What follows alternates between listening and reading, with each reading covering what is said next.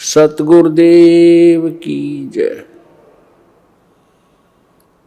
सर्वसंगत से प्रार्थना है, सत्संग प्रारंभ हो रहा है। कृपया सत्संग स्थल पर शांतिपूर्वक विराजमान होकर के श्रद्धा से सत्संग सुने। परमेश्वर की प्यारी आत्माओं से पुनर्निवेदन है, सत्संग प्रारंभ हो रहा है। कृपया सत्संग स्थल पर शांतिपूर्वक विराजमान होकर के श्रद्धा से सत्संग सुने। सत सही। संत रामपाल जी महाराज एक ऐसे महान संत जिन्होंने अपनी सतभक्ति, तत्व ज्ञान, करुणा और सेवा के बल पर समाज में नई मिसाल कायम की है।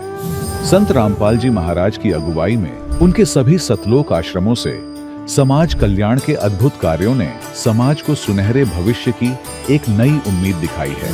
संत रामपाल जी महाराज से नाम दीक्षा लेने के बाद लाखों लोगों की लाइलाज बीमारियां जैसे कैंसर, एड्स आदि ठीक हुई। संत जी के ज्ञान से प्रेरित होकर उनके अनुयायियों ने लाखों यूनिट रक्तदान किया।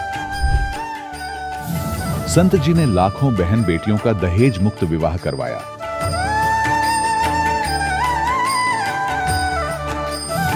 संत जी ने लाखों लोगों का नशा छुड़वाया, करोड़ों उजड़े परिवार बसे। संत जी के आश्रमों में समागम के दौरान निःशुल्क नेत्र चिकित्सा, दंत चिकित्सा प्रदान की जाती है। संत रामपाल जी महाराज द्वारा समय समय पर पर्यावरण संरक्षण के उद्देश्य से बड़े स्तर पर वृक्षारोपण किया जाता है। संत जी ने जरूरतमंदों को तत्काल राहत पहुंचाने के लिए एम्बुलेंस सेवा शुरू की। संत जी अपने अनुयायियों को देहदान के लिए प्रेरित करते हैं, जिससे मानवता की सेवा और चिकित्सा क्षेत्र में सुधार हो सके। संत रामपाल जी महाराज के सभी आश्रमों में हर रोज निःशुल्क भंडारा आयोजित किया जाता है, जहां हर वर्ग, हर जाति और हर धर्म के लोग एक साथ बैठकर भोजन करते हैं।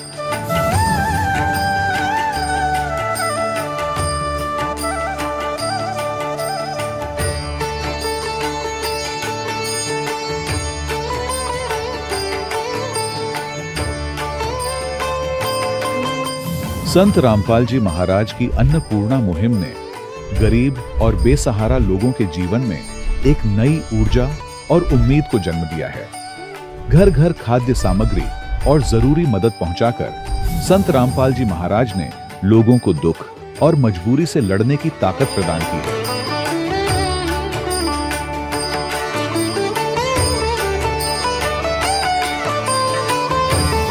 संत रामपाल जी महाराज द्वारा गरीब लोगों के लिए घर बनवाने का अद्भुत कार्य एक ऐसी मिसाल कायम कर रहा है जो सदियों सदियों संत जी की उदारता और दया भावना के तौर पर जाना जाएगा।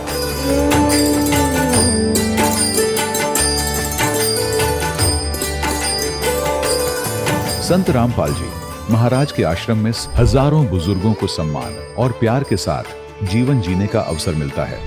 उनके खाने, रहने और स्वास्थ्य की पूरी जिम्मेदारी संत रामपाल जी महाराज उठाते हैं। अनाथ बच्चों के लिए संत रामपाल जी महाराज के सभी आश्रम किसी वरदान से कम नहीं। यहाँ उन्हें शिक्षा, संस्कार और भविष्य के लिए बेहतर अवसर प्रदान किए जाते हैं। चाहे बाढ़ हो, भूकंप या महामारी, संत रामपाल जी महाराज और उनके अनुयायी हमेशा ही जरूरतमंदों के लिए सबसे आगे खड़े रहते हैं। कोविड महामारी के दौरान संत रामपाल जी महाराज के आश्रमों से करोड़ों लोगों के लिए भोजन, दवाइयां और जीवन रक्षक सामग्रियां उपलब्ध कराई गई। चाहे गरीब की मदद हो या किसी शोषित और पीड़ित वर्ग के हक और सम्मान की लड़ाई, संत रामपाल जी महाराज ने हमेशा ही उनकी दबी आवाज को सरकारों तक पहुंचाया है और उन्हें उचित न्याय दिलवाने में अहम भूमिका अदा की है। समाज में आध्यात्मिक और सामाजिक मूल्यों के प्रति जागरूकता लाने में संत रामपाल जी महाराज हर कदम पर मानवता के सच्चे सेवक साबित हुए हैं। संत रामपाल जी महाराज का जीवन हमें सिखाता है कि सच्ची सेवा वही है जो निस्वार्थ भाव से की जाए। आइए हम भी इस महान सेवा के कार्य में इस महान संत से जुड़ें और संत रामपाल जी महाराज से नाम दीक्षा लेकर अपने जीवन को धन्य बनाएं।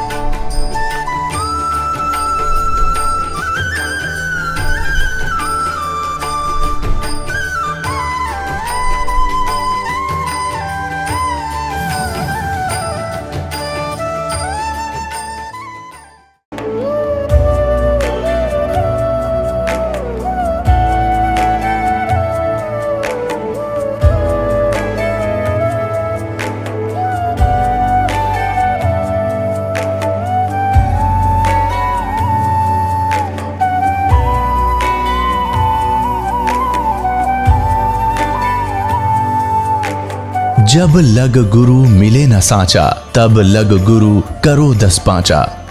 क्या गुरु बदल सकते हैं? क्या गुरु बदलने से पाप लगता है? अध्यात्म के इस मैदान में आखिर सही गुरु कौन है?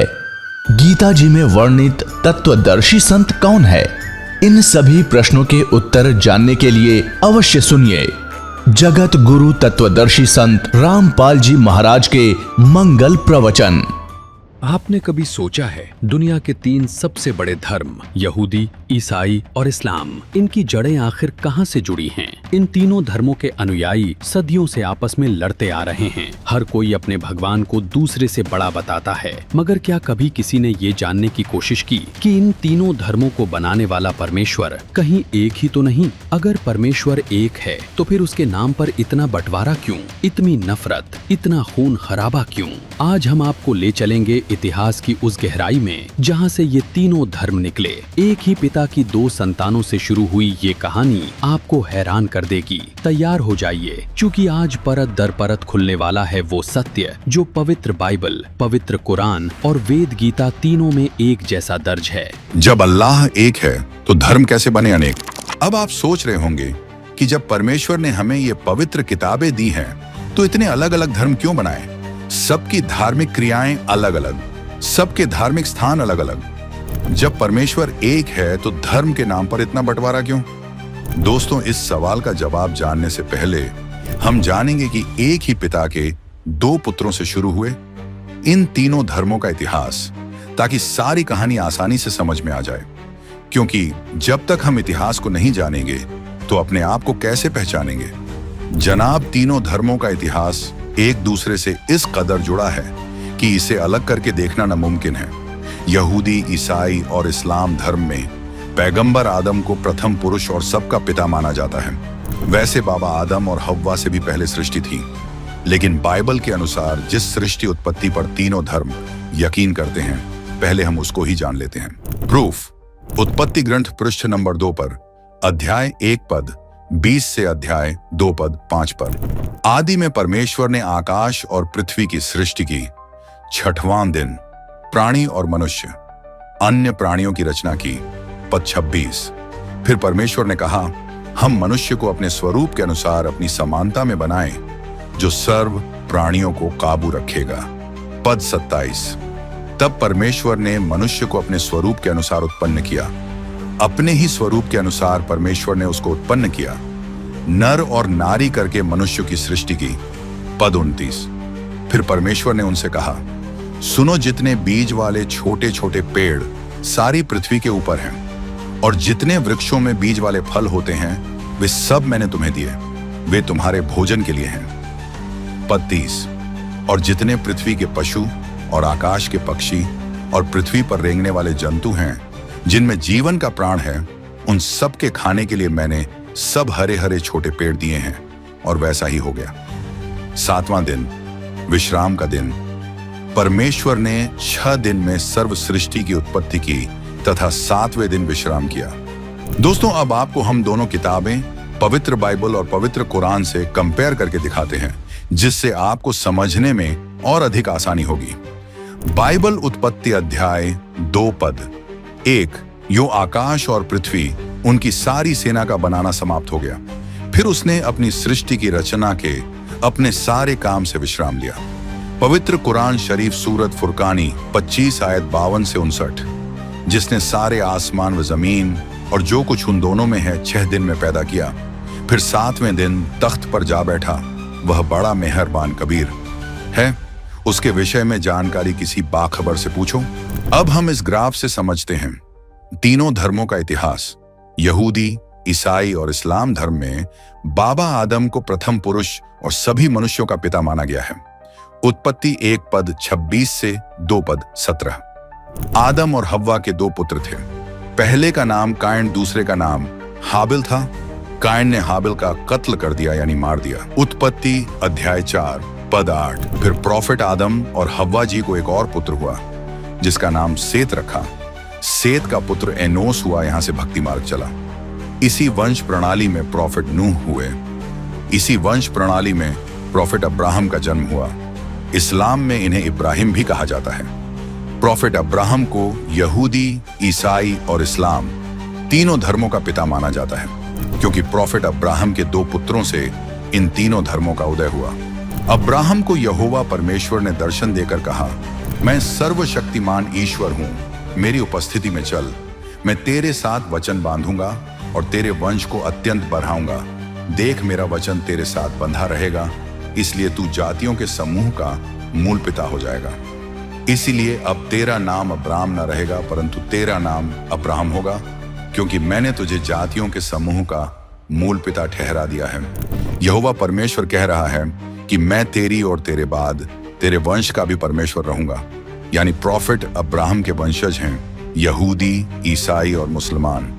प्रॉफिट अब्राहम के 2 पुत्रों से ही इन तीनों धर्मों का उदय हुआ और तीनों धर्मों का परमेश्वर अल्लाह गॉड भी यही यहोवा परमेश्वर है। अब आगे बढ़ते हैं। Genesis page 17-18। प्रॉफिट अब्राहम यानी इब्राहिम, मुसलमान अब्राहम को इब्राहिम बोलते हैं, कि पत्नी का नाम सारा था। सारा के कोई संतान नहीं थी। प्रॉफिट अब्राहम और उसकी दासी हाजिरा, जो अब अब्राहम की पत्नी हो गई थी, गर्भवती हुई। अब्राहम की दासी हाजिरा अब्राहम की पत्नी सारा के दुख देने के कारण जंगल में भाग जाती है। तब यहोवा परमेश्वर के दूत ने जंगल में प्रॉफिट इब्राहिम की दासी हजीरा से कहा, देख, तू गर्भवती है और पुत्र जनेगी, तू उसका नाम इश्माएल रखना, क्योंकि यहोवा परमेश्वर ने तेरे दुख का हाल सुन लिया है। दोस्तों, अब्राहम यानी इब्राहिम का पहला पुत्र इश्माएल था, जो उसकी दासी हाजिरा से था। मुसलमान प्रॉफिट इश्माएल की ही संतान है। अब जानते हैं आगे यहोवा परमेश्वर ने क्या कहा मुसलमानों के बारे में। देख, तू गर्भवती है और पुत्र जनेगी, तू उसका नाम इश्माएल रखना, क्योंकि यहोवा परमेश्वर ने तेरे दुख का हाल सुन लिया है।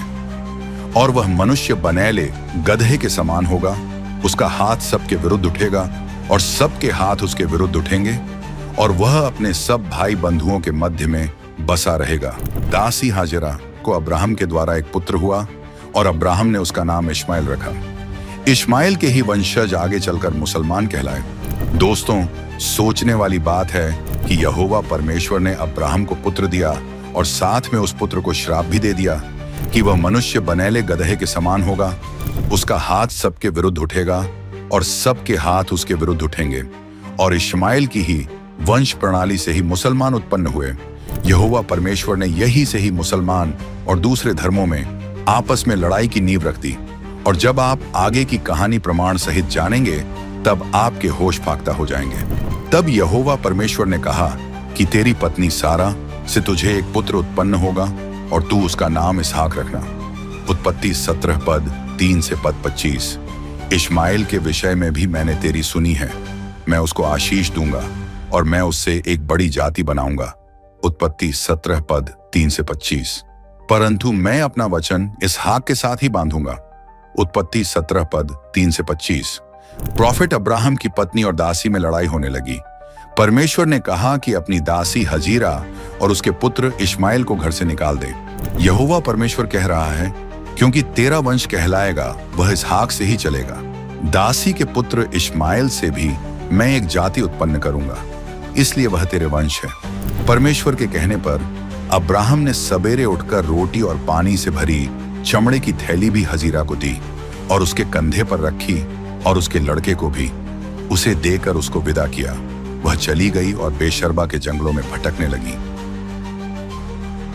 दोस्तों, अब जानेंगे कि कैसे प्रॉफिट अब्राहम के 2 पुत्रों से तीनों धर्म बने, और फिर यह भी जानेंगे कि क्या तीनों धर्मों का परमेश्वर खुदा, अल्लाह, भगवान, गॉड एक ही है या अलग अलग। प्रॉफिट अब्राहम के 2 पुत्र इश्माएल और इसहाक हुए। इसहाक का पुत्र याकूब हुआ। याकूब का ही दूसरा नाम इजराइल था। याकूब ने यहूदियों की 12 जातियों को मिलाकर एक संगठित राज्य बनाए, नाम रखा इजराइल। याकूब का ही पुत्र हुआ यहूदा। इन्हीं के नाम पर इनके वंशज यहूदी कहलाए। इसी वंशज प्रणाली में जन्म हुआ पैगंबर मूसा जी का। इन पर पवित्र आसमानी किताब तौरात उतरी। इसी वंशज प्रणाली में जन्म हुआ पैगंबर दाऊद जी का। इन पर पवित्र आसमानी किताब जबूर उतरी। इसी वंशज प्रणाली में जन्म हुआ सुलेमान का। सुलेमान हजरत दाऊद के पुत्र थे, जिन्होंने ही यहोवा परमेश्वर के कहने पर यहूदियों का फर्स्ट टेम्पल बनवाया था।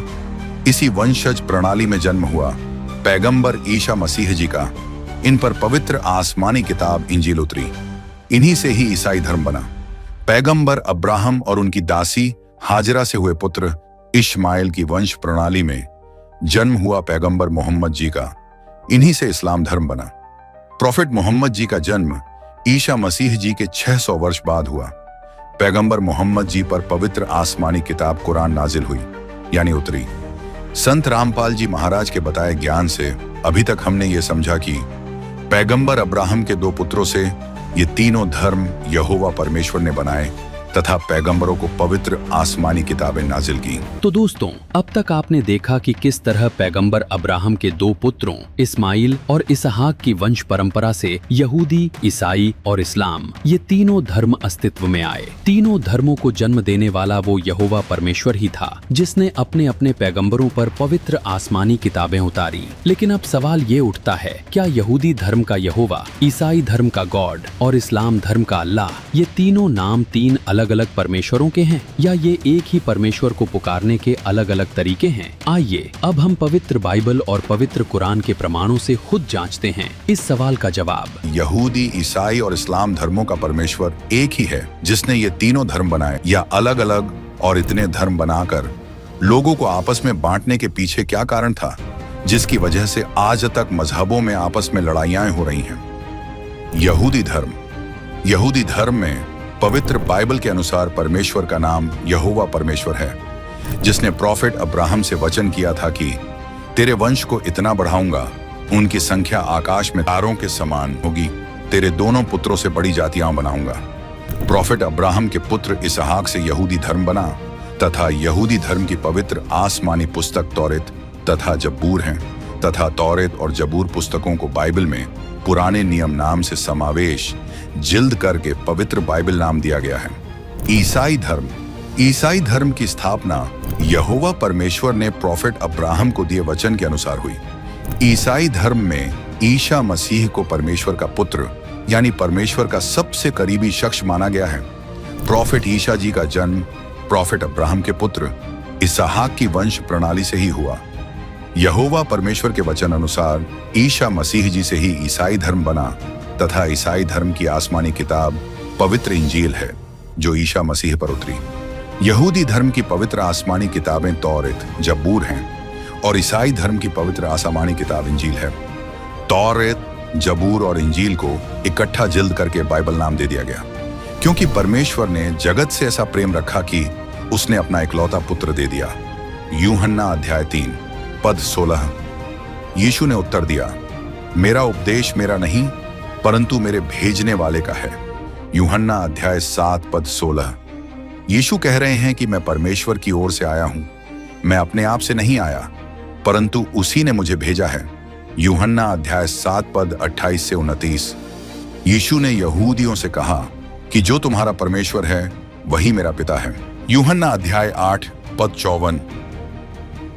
यहोवा परमेश्वर ने मूसा से कहा, तेरे बाप दादों अब्राहम, इसहाक और याकूब का परमेश्वर हूं। तब तो मूसा कांप उठा। प्रेरितों अध्याय 7 पद 32। ईसाई धर्म का परमेश्वर वही है जो यहूदी धर्म का यहोवा परमेश्वर है। सिद्ध हुआ दोनों धर्मों का परमेश्वर एक है, बस बोलने का फर्क है। ईसाई धर्म की पवित्र आसमानी पुस्तक इंजील है, जो ईसा मसीह जी पर उतरी। तौरेत, जबूर और इंजील तीनों पुस्तकों को इकट्ठा जिल्द करके बाइबल ग्रंथ का नाम दे दिया गया। इस्लाम धर्म में परमेश्वर को अल्लाह के नाम से जाना जाता है और यहोवा परमेश्वर ही अल्लाह है। और अल्लाह इजराइल के बेटों से वचन ले चुका है और हमने उन्हीं में के 12 सरदार मुकर्रर किए।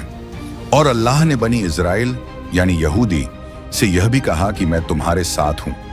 सूरा अल-मईदा 5 आयत 12। यहोवा परमेश्वर प्रॉफेट अब्राहम से कह रहा है, इश्माइल के विषय में भी मैंने तेरी सुनी है, मैं उसको भी आशीष दूंगा और उसे फलवंत करूंगा और अत्यंत ही बढ़ा दूंगा। उससे 12 प्रधान उत्पन्न होंगे और मैं उससे एक बड़ी जाति बनाऊंगा, परंतु मैं अपना वचन इसहाक के साथ ही बांधूंगा। उत्पत्ति अध्याय 17 पद 20 से 21। हमने तुम्हारी तरफ वही यानी संदेश भेजा है जैसे नूह और उनके बाद दूसरे पैगंबरों की तरफ भेजा था, और जैसे हमने अब्राहिम, इब्राहिम और इस्माइल इसहाक और याकूब की संतान ईशा अय्यूब यूनुस हारून और सुलेमान की तरफ खुदाई संदेश भेजा था। और हमने दाऊद को जबूर किताब दी थी। और इतने पैगंबर हैं जिनका हाल हम तुमसे पहले बयान कर चुके हैं। और अल्लाह ने मूसा से प्रत्यक्ष बातें की। सूरा अल निसा 4 आयत 163 164। यहोवा परमेश्वर ने ही प्रॉफिट अब्राहम से वचन किया था कि जो तेरे पुत्र इस्माइल हैं उससे एक बड़ी जाति बनाऊंगा। प्रॉफिट अब्राहम के पुत्र इस्माइल के वंश से ही मुसलमान बने। इस्लाम मजहब की आसमानी किताब पवित्र कुरान है जो हजरत मोहम्मद जी पर उतरी। यहूदी ईसाई इस्लाम मजहब को बनाने वाला तथा बाइबल तथा कुरान का ज्ञान देवे वाला यही यहोवा परमेश्वर यानी अल्लाह एक ही है। जिस अल्लाह ने कुरान का पवित्र ज्ञान हजरत मोहम्मद पर उतारा, उसी ने पाक जबूर का ज्ञान हजरत दाऊद पर, पाक तौरात का ज्ञान हजरत मूसा पर तथा पाक इंजिल का ज्ञान हजरत ईसा पर उतारा था। इन सब का एक ही अल्लाह है। और मूसा को हमने किताब प्रदान की ताकि लोग उससे मार्गदर्शन प्राप्त करें। और मरियम के बेटे और उसकी मां को हमने एक निशानी बनाया। सूरा अल मुआमिनून 23 आयत 49 से 50। हमने नूह और इब्राहिम को भेजा और उन दोनों की नस्ल में नबूवत, पैगंबरी और किताब रख दी। फिर उनकी औलाद में से किसी ने सन्मार्ग अपनाया और बहुत से अवज्ञाकारी हो गए। उनके बाद हमने एक के बाद एक अपने रसूल भेजे और उनके बाद मरियम के बेटे ईसा को भेजा और उसे इंजिल प्रदान की। सूरा अल हदीद 57 आयत 26 से 27। मरियम के बेटे ईशा मसीह बस अल्लाह के पैगंबर हैं और है अल्लाह का एक कलिमा, हुक्म जो उसने मरियम की तरफ भेजा, और रूह है खास अल्लाह की तरफ से। बस अल्लाह और उसके पैगंबरों पर ईमान लाओ और न कहो कि अल्लाह तीन है। ये विचार छोड़ दो, तुम्हारा भला होगा। सूरा अन-निसा 4 आयत 171। बेशक हमने तौरात उतारी जिसमें हिदायत और रोशनी है। और हमने तौरात में यहूद को तहरीरी हुक्म दिया था कि जान के बदले जान और आंख के बदले आंख और नाक के बदले नाक के बराबर। हमने मरियम के बेटे ईशा को भेजा कि वह तौरात की जो उनके समय में पहले से ही मौजूद थी की तस्दीक करते थे, और उनको हमने इंजील दी जिसमें हिदायत और रोशनी है।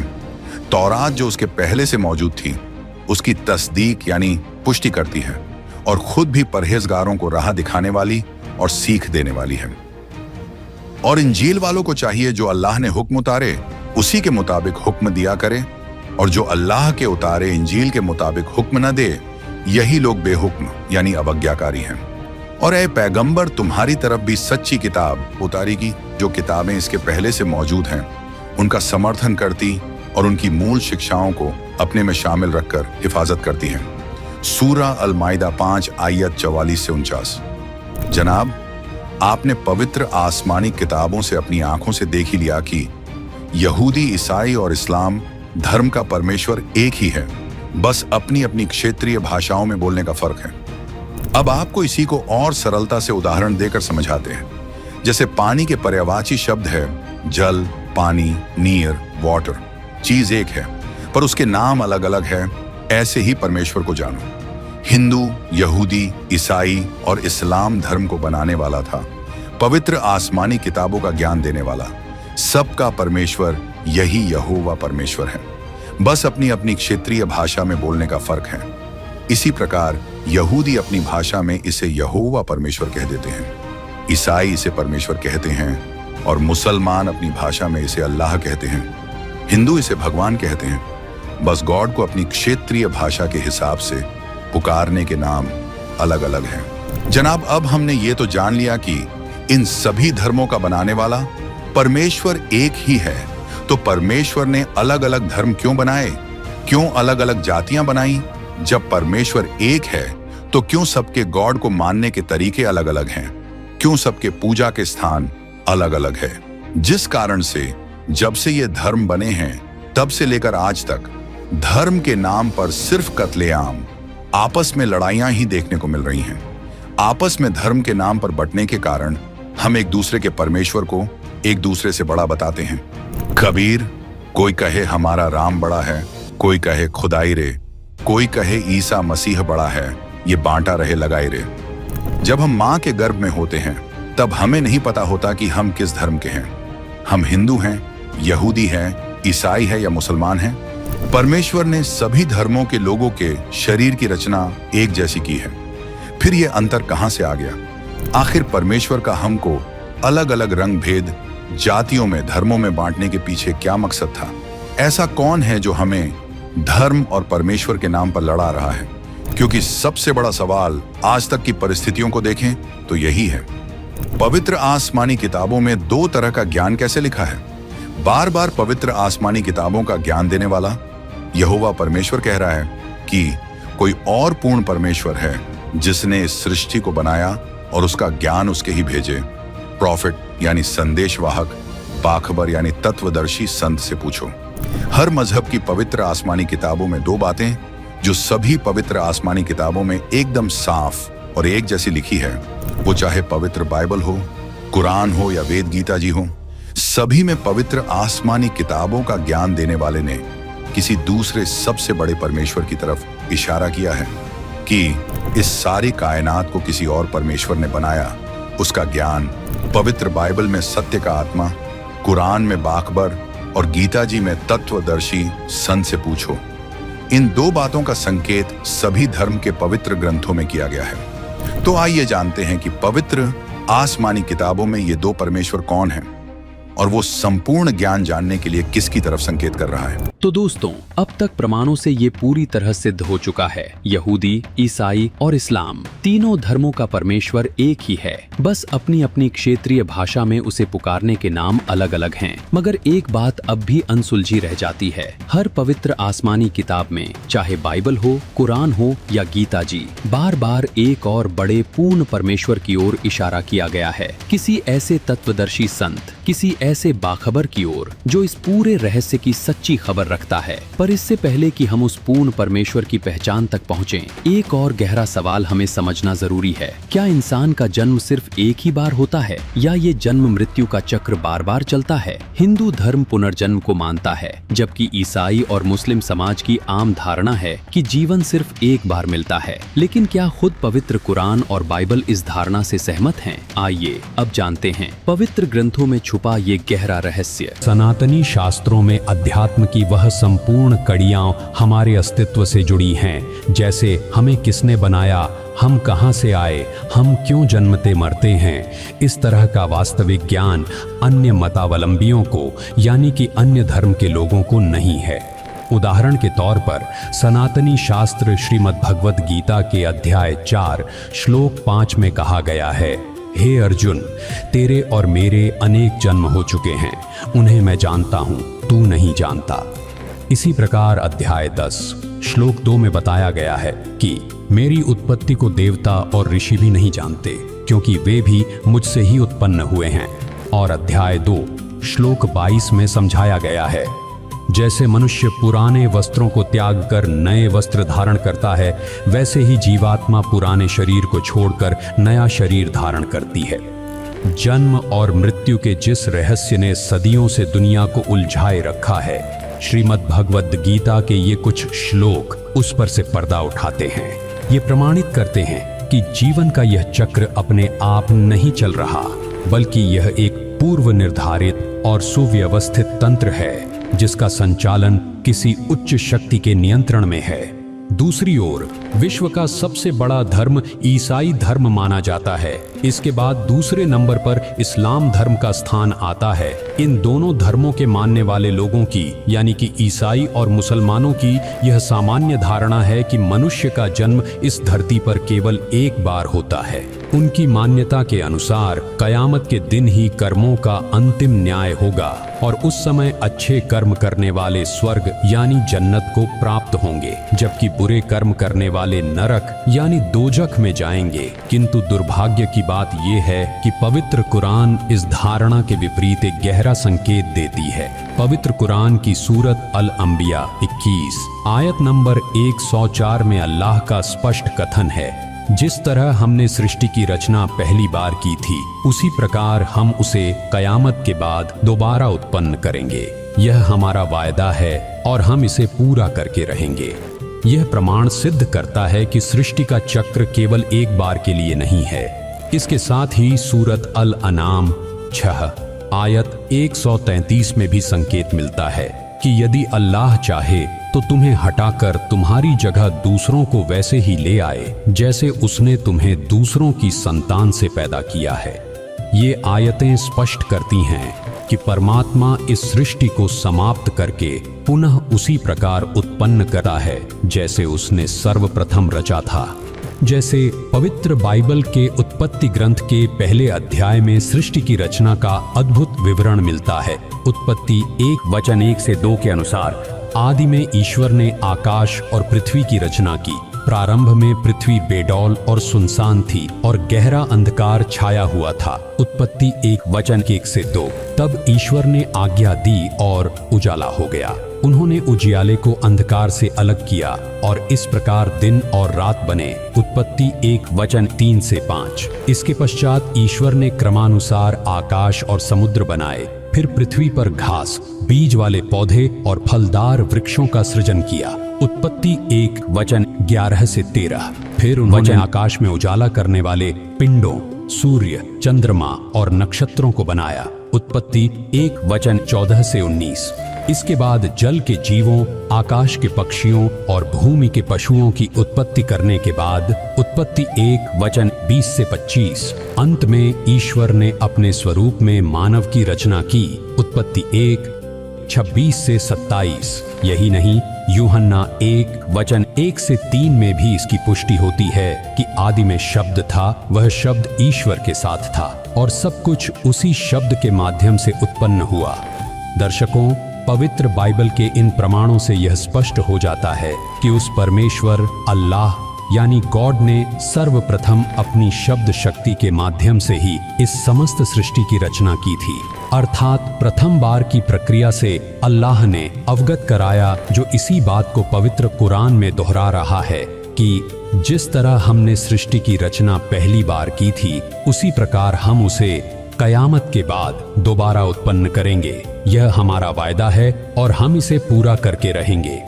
सूरत अल-अंबिया 21 आयत नंबर 104। इसी विषय में सुनिए सर्व ज्ञानदाता बाखबर संत रामपाल जी महाराज जी और डॉक्टर जाकिर नायक से हुई ज्ञान चर्चा का कुछ अंश। जन्म और मरण का यानी पुनर्जन्म, पुनरुत्पत्ति का कुरान शरीफ के अंदर आपको ज्ञान देते हैं, दिखाते हैं। पवित्र कुरान शरीफ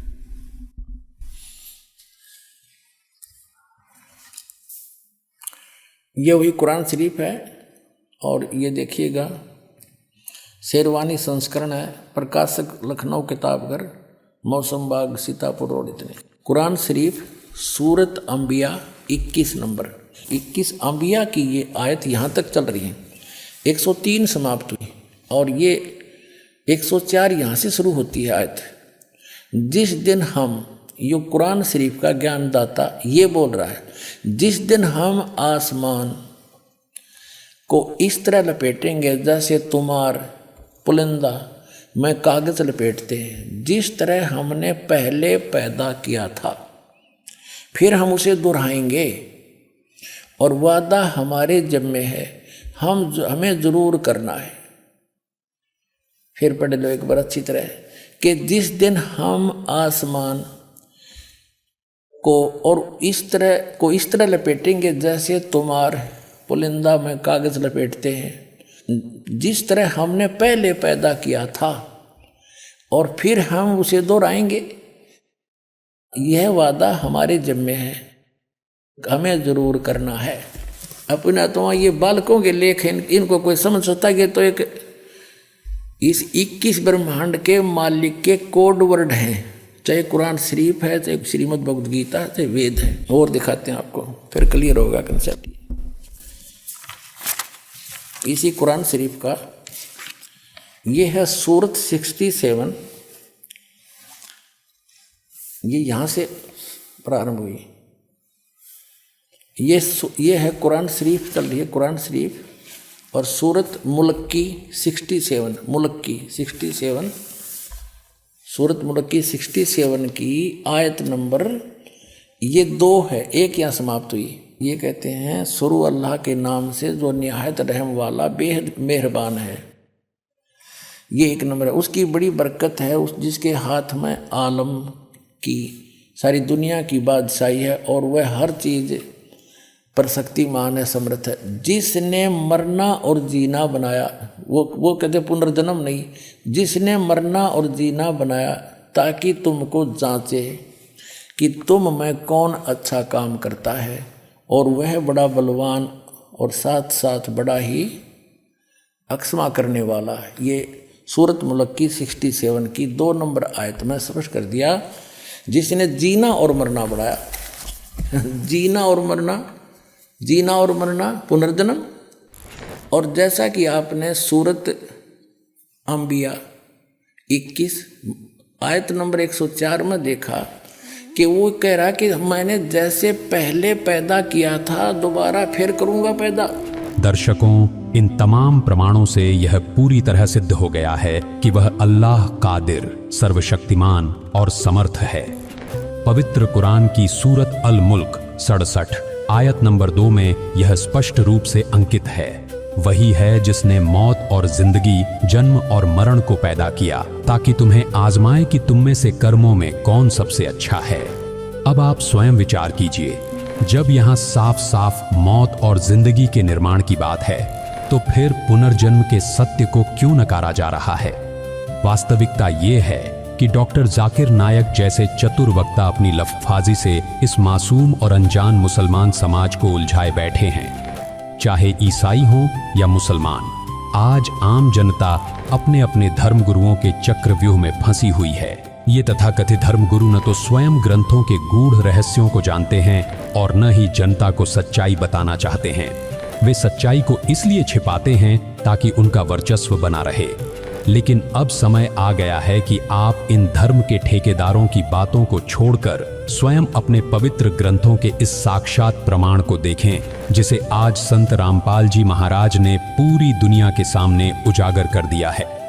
दर्शकों, बाखबर संत रामपाल जी महाराज ने जो विवेचन किया उससे स्पष्ट हुआ कि नंबर 1, इन दोनों धर्मों के लोगों को स्वयं अपने ग्रंथों का ज्ञान नहीं है। 2, श्रीमद् भगवद गीता, पवित्र कुरान और बाइबल का ज्ञानदाता वास्तव में एक ही है। जो पुनर्जन्म का सिद्धांत गीता जी में विद्यमान है, वही संकेत कुरान और बाइबल भी देते हैं। दर्शकों, आपको यह जानकर आश्चर्य होगा कि पवित्र बाइबल वास्तव में 3 आसमानी किताबों का एक संकलित रूप है। इसमें तौरेत, जबूर और इंजील को एक साथ संग्रहित यानी जिल्द किया गया है, जिसे सामूहिक रूप से बाइबल के नाम से जाना जाता है। मूलतः ये 3 अलग अलग कालखंडों में उतरी पवित्र आसमानी पुस्तकें हैं। इसका एक ठोस प्रमाण देखिए। बाइबल तथा कुरान का ज्ञानदाता एक है। जिस अल्लाह ने कुरान का पवित्र ज्ञान हजरत मोहम्मद पर उतारा, उसी ने पाक जबूर का ज्ञान हजरत दाऊद पर, पाक तौरात का ज्ञान हजरत मूसा पर तथा पाक इंजिल का ज्ञान हजरत ईसा पर उतारा था। इन सब का एक ही अल्लाह है। कुरान मजीद की सूरह अल-मुअमिनून नंबर 23 आयत नंबर 49 से 50। और मूसा को हमने किताब प्रदान की ताकि लोग उससे मार्गदर्शन प्राप्त करें, और मरियम के बेटे और उसकी मां को हमने एक निशानी बनाया और उनको एक उच्च धरातल पर रखा जो इत्मीनान की जगह थी और स्रोत उसमें प्रवाहित थे। सूरह अल हदीद नंबर 57 आयत नंबर 26 से 27। आयत नंबर 26, हमने नूह और इब्राहिम को भेजा और उन दोनों की नस्ल में नबूवत, पैगंबरी और किताब रख दी। फिर उनकी औलाद में से किसी ने सन्मार्ग अपनाया और बहुत से अवज्ञाकारी हो गए।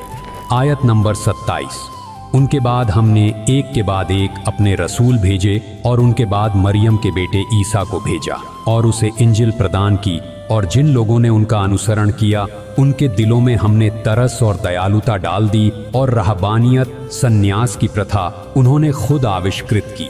हमने उनके लिए अनिवार्य नहीं किया, मगर अल्लाह की खुशी की तलब में उन्होंने खुद ही यह नई चीज निकाली और फिर इसकी पाबंदी करने का जो हक था उसे अदा न किया।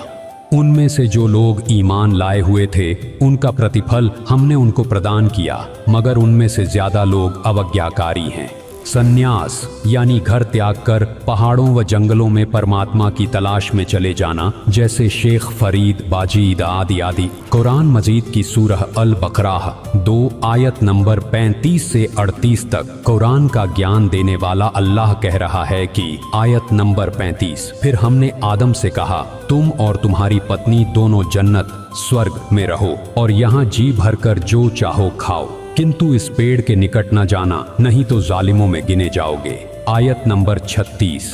अंततः शैतान ने उन दोनों को उस पेड़ की ओर प्रेरित करके हमारे आदेश की अवहेलना करवा दी। हमने हुक्म दिया कि अब तुम सब यहाँ से उतर जाओ, एक दूसरे के दुश्मन बन जाओ। सर्प और इंसान एक दूसरे के शत्रु हो गए और तुम्हें एक समय तक धरती पर ठहरना है, वहीं गुजर बसर करना है। आयत नंबर 37। उस समय आदम ने अपने रब से कुछ शब्द सीखकर तौबा, क्षमा याचना की, जिसे उसके रब ने स्वीकार कर लिया, क्योंकि वह बड़ा क्षमा करने वाला और दया करने वाला है। आयत नंबर 38। हमने कहा कि तुम अब यहाँ से उतर जाओ, फिर मेरी ओर से जो मार्गदर्शन तुम्हारे पास पहुँचे उसके अनुसार चलना। जो मेरे मार्गदर्शन के अनुसार चलेंगे उनके लिए किसी भय और दुख का मौका न होगा। पवित्र कुरान में इस बात का स्पष्ट प्रमाण मौजूद है, जहाँ स्वयं कुरान ज्ञानदाता यह स्वीकार करता है कि मैंने ही मूसा अलैहि को तौरेत का ज्ञान प्रदान किया, दाऊद अलैहि पर जबूर नाजिल की और मरियम के पुत्र ईसा अलैहि को इंजील का इल्म अता किया। यह तथ्य इस बात की अकाट्य पुष्टि करता है कि जो सत्ता कुरान का ज्ञान दे रही है वही तौरेत और इंजील की भी स्रोत है। इसी आधार पर जब हम सूरत अल अंबिया 21 आयत 104 को देखते हैं तो वहां स्पष्ट लिखा है, जिस तरह हमने सृष्टि की रचना पहली बार की थी उसी प्रकार हम उसे कयामत के बाद दोबारा उत्पन्न करेंगे। अब यहाँ प्रश्न यह है कि पहली बार सृष्टि कैसे रची गई थी। इसका उत्तर हमें उसी तौरेत बाइबल में मिलता है, जैसा कि अभी आपको बाइबल की उत्पत्ति ग्रंथ से दिखाया था, जिसे कुरान का ज्ञानदाता अपना ही दिया हुआ ज्ञान बता रहा है। तौरेत के अनुसार आदि में शब्द था और ईश्वर ने अपनी शब्द शक्ति से ही पृथ्वी, आकाश और समस्त कायनात की रचना की। अतः यह पूर्णतः सिद्ध हो जाता है कि ईश्वर ने सृष्टि को पहले भी रचा था, वह इसे कयामत पर नष्ट भी करेगा और अपने वादे के अनुसार इसे पुनः उसी पुरातन विधि से रचेगा। यह सिलसिला अटल है और यही पूर्ण आध्यात्मिक सत्य है। दर्शकों, इन तमाम प्रमाणों को उजागर करने का मुख्य उद्देश्य यही है कि हम उस सत्य को समझ सकें जिसे संत रामपाल जी महाराज ने स्पष्ट किया है। जन्म और मृत्यु का यह चक्र तब तक चलता रहेगा जब तक साधक उस तत्वदर्शी संत यानी बाखबर की शरण में नहीं जाता। स्वयं पवित्र कुरान शरीफ के सूरत अल फुरकान 25 आयत नंबर 59 में सृष्टि रचने वाले उस रहमान अल्लाह कबीर की महिमा बताई गई है और अंत में स्पष्ट कहा गया है, वह अल्लाह कबीर बड़ा रहमान है। उसकी खबर किसी बाखबर जानकार तत्वदर्शी संत से पूछ देखो। ठीक यही बात गीता ज्ञानदाता ने भी अध्याय 4 के श्लोक 34 में कही है कि उस तत्व ज्ञान को तू तत्वदर्शी संतों के पास जाकर समझ। और फिर अध्याय 18 के श्लोक 62 में उसी परमेश्वर की महिमा करते हुए अर्जुन को आदेश दिया है, हे अर्जुन, तू सर्वभाव से उस परम अक्षर ब्रह्म की शरण में जा, जिसकी कृपा से ही तू परम शांति और सनातन परम धाम को प्राप्त होगा। आज वही पूर्ण परमात्मा जगन्नाथ महाप्रभु 16 महाकलाओं वाला है, जो संत रामपाल जी महाराज के रूप को सृजन करके वर्तमान में हमारे बीच विद्यमान है। उनके द्वारा बताई गई सतभक्ति ही इस जन्म मृत्यु के चक्र से मुक्ति दिलाकर हमें उस अविनाशी सुख सागर सतलोक तक पहुंचा सकती है।